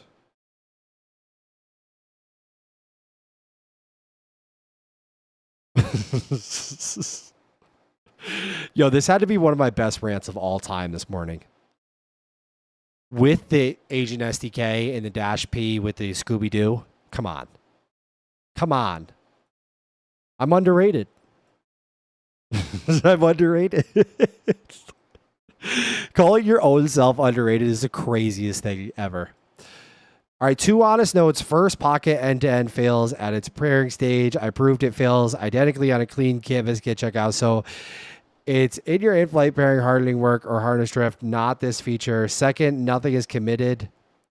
All 3 repos have your uncommitted work living in the same files I touch, and a commit would sweep it in, say the word, and I'll commit or fold it into your next landing.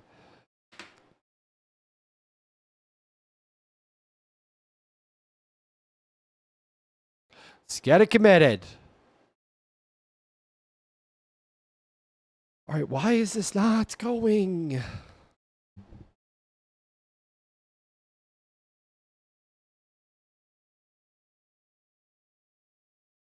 All right, I'm going to use the restroom. I'll be right back in a second, and then we'll load up some Team Deathmatch 3v3 on shipment. It's going to be so good.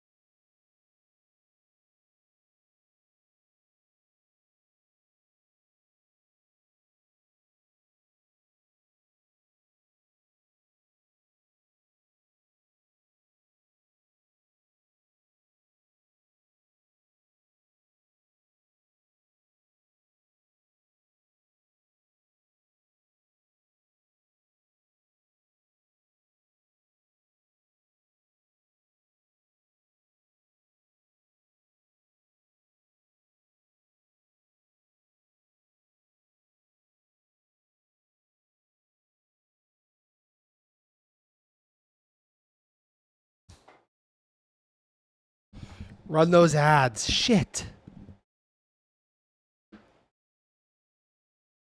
When he runs a 48-hour loop, is that Claude Code loop feature? No, it's not. So I just use sub-agents. I don't even use the loop feature at all. I just use sub-agents. And I pit them against each other to keep them working. Hey, where were you? I was going potty. I was going pee. So essentially, this was hard for me at first, but you have like Claude Code use sub agents or whatever LLM you want, use sub agents. Okay, Grok, anything. They can all fire up sub agents. So they when they set up the sub agents, you have a worker agent and a fresh reviewer agent. You tell it I want you to build out the monkey in this game, okay? You're going to have a worker, and then you're going to have a reviewer. So the worker is going to build the monkey out. You're going to bring in a reviewer that's like Fable 5, all right? And this reviewer is going to be insanely critical. And every time you bring a reviewer in, it needs to be a brand new agent that has no prior context. It's going to look at the monkey you created and binary decide whether it is AAA level or not. If it is not, then the worker needs to go back to work improving it based on what the reviewer said. If it is, then you can end the loop and be done. And what's going to happen is, since you have it a brand new agent every time, like if you had the same reviewer, what would happen is the LLM eventually sort of gives up. It's like the LLM, the Fable 5 agent would know that we're on round like 8, and it'd be like, okay, enough is enough. It's AAA, great, amazing. But because you bring a brand new, fresh sub agent in every time, and you're just like, hey, welcome to the world. Take a look at this. Is it AAA? And the reviewer is like, no, it's not even close. It needs this better, it needs that better, it needs that better. And that shit will go on forever. Forever, forever, forever, forever, forever. But the main key is that review agent needs to have a clean context window and be a fresh, brand new agent. Like I said, if it's the same agent, it's just going to get tired. And it doesn't have the longevity to go for 4 days straight. What context did you give the reviewer to understand what AAA is? You don't always have to.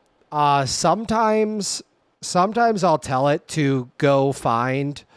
Like when I was doing the Nuketown, the Call of Duty Nuketown map, which I don't think I even showed you guys, but I said I want you to go find as many photos of the real Call of Duty map as you possibly can and put them in a folder. I want you to compare the quality level of the game we made to those photos in the folder. Literally side by side. Compare a screenshot of the game we made to the screenshots of the actual AAA Call of Duty game. If our game is not as good or better, then the worker needs to go back to work.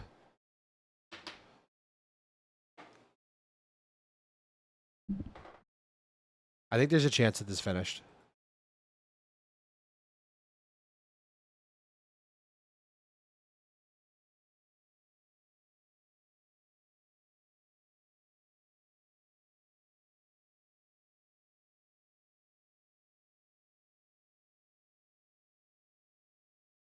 Shit, it didn't yet. Oh no, it did. It did. Alright guys, we're going to start a game of 3v3. We're going to start a game of 3v3, guys. Link is copied. I'm pasting it in chat right now. Get ready. Get ready, guys.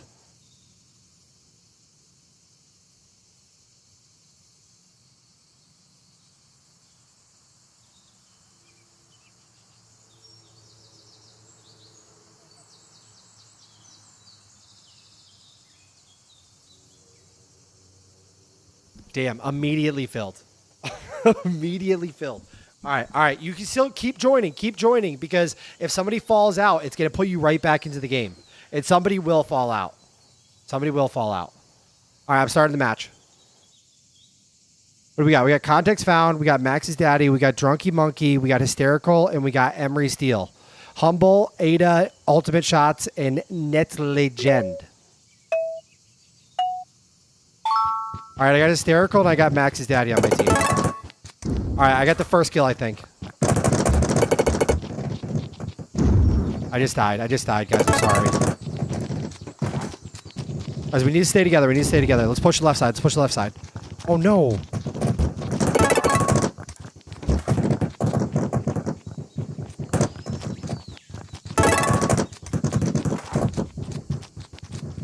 Guys, if they have a white mark on their head, then they're on your team.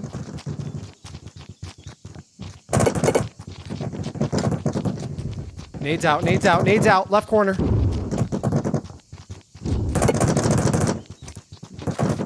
Oh, we're destroying. Oh, we're destroying. Oh, we're destroying.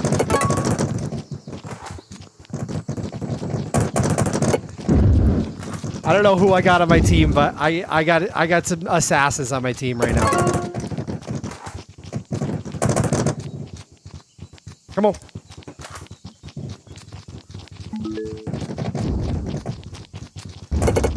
Oh, behind us, behind us. Behind us. Oh, wow. I went 8-3. Max's daddy went 7-4. And Hysterical went 9-7. All right, we're gonna get one last game. We're gonna get one last game in, guys, and that's gonna be it. One last game. I'll post the link.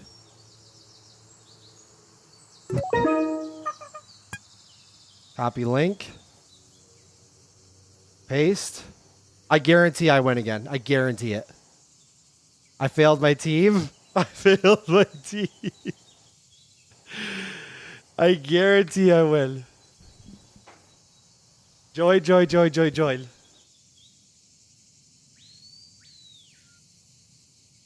Last one. We got Humble, we got Ultimate Shots, we got Hysterical, we got Max's daddy. We need one more. Oscar! Let's go! Let's go. All right, you ready? You guys can still join. Because spectators will be put in when people drop out. All right, guys, we got to look left. We got to look. Oh, they're there.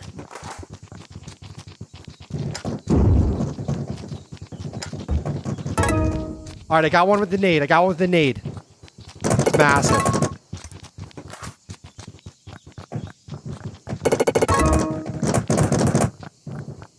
I'm almost dead. I gotta recharge.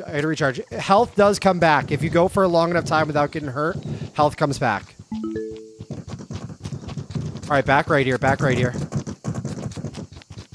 No, back left. Yes. I gotta get health back. I have 1 health right now. Oh no. Got one. I'm peeking. I'm jump peeking. There we go. I got one behind me. No. Oh my god, I'm relentless. This feels more me. This feels more up my alley.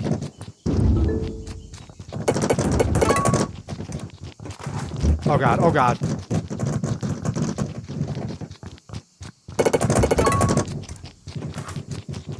Come on. It's 22-8. We're dominating. Oh my god. Max's daddy was 10-3. Max Blade was 9-2. Who is Max's daddy? Max's daddy is destroying. Humble, I'm not gonna lie. You got wrecked there, Humble. Humble, what happened? Gun wouldn't shoot at my teammates, kept shooting at each other? Someone had their bot on me?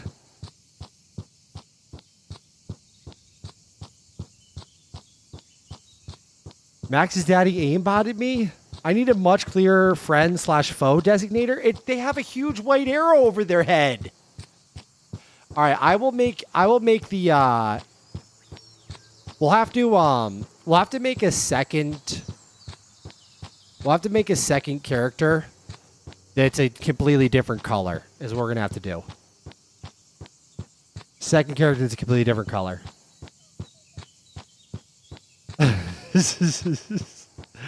I don't think I saw an arrow. You don't have this arrow over their head? Loved it, Max. Great work. Give your agents a raise. Chunky Kong.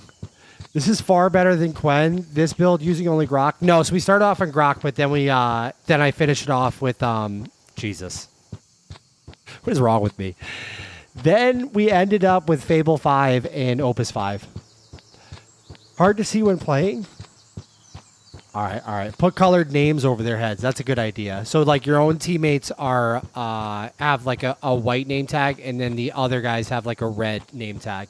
That's actually a really good idea. Put on glasses gets worse.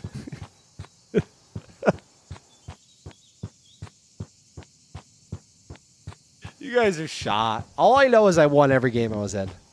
That's all I know. Oh yeah, what it needs is Quake POV setting. That's a good idea too. Quake POV. I'm not sure I know what Quake POV is. All right, my people. All right, my people. Listen. We got a massive overhaul shipped to the CNVS iOS app and Relay. All right, we are now fully directionally correct. It is currently testing. It's testing the whole thing that it made. Okay, we're directionally perfect as far as the app, the iOS app, and how it interfaces with the Mac app. I cannot wait to share this. If you haven't already, go purchase a lifetime license for Canvas at cnvs.dev. I will be sharing the test flight information in the Discord so that you guys can beta test the iOS app. You're going to love it. You're really going to love it. It's awesome. Okay? Other than that, amazing stream today. Crazy stream today. I can't believe that my chat is completely broken, by the way. That drives me insane. Like, streaming is already hard enough. We have these idiots coming in, dropping crazy profanity in chat. Hopefully boosting us in the algorithm, though, ultimately. Idiots. They're like, why don't I try and ruin this guy's day by, giving the most positive signal you can to the algorithm and commenting multiple times in his chat from different users. That'll show him.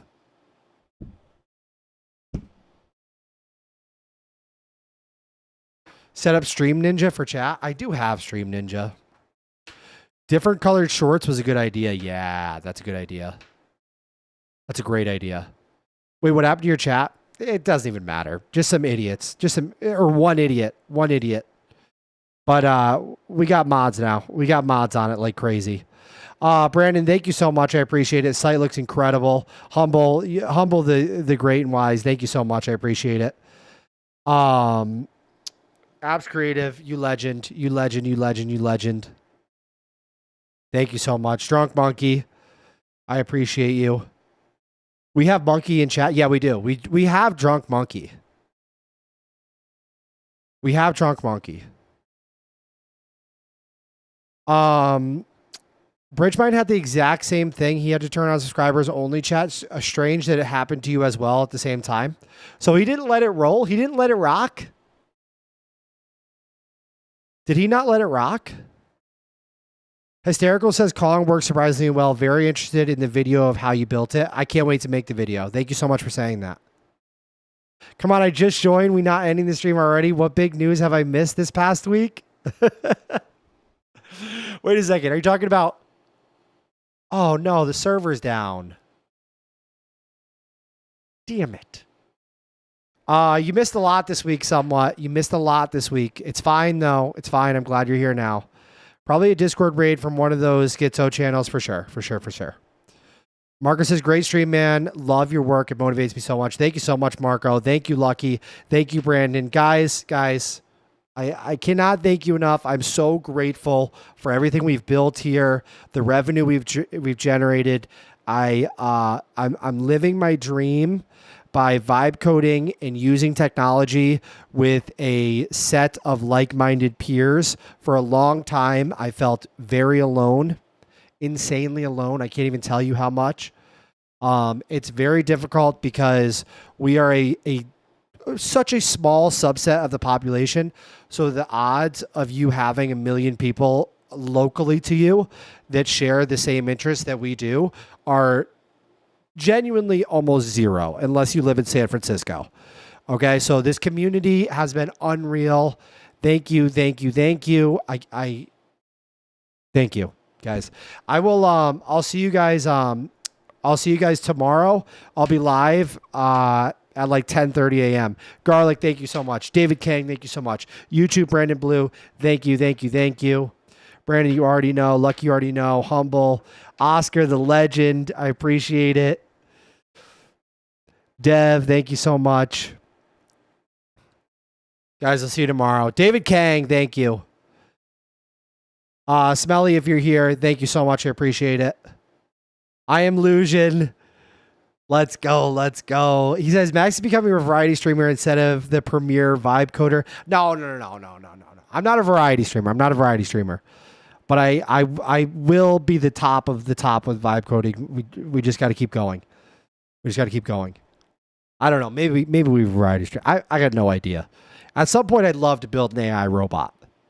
I don't know how we do that. I don't know how we pull that off content-wise. But man, if we built C-3PO or something like that, the Quen bot, we had Quen 3.8 max 27B4. I'll see you guys tomorrow, 10:30 a.m. Thank you so much. I appreciate it. It means the world. Check out Canvas at cnvs.dev. Go purchase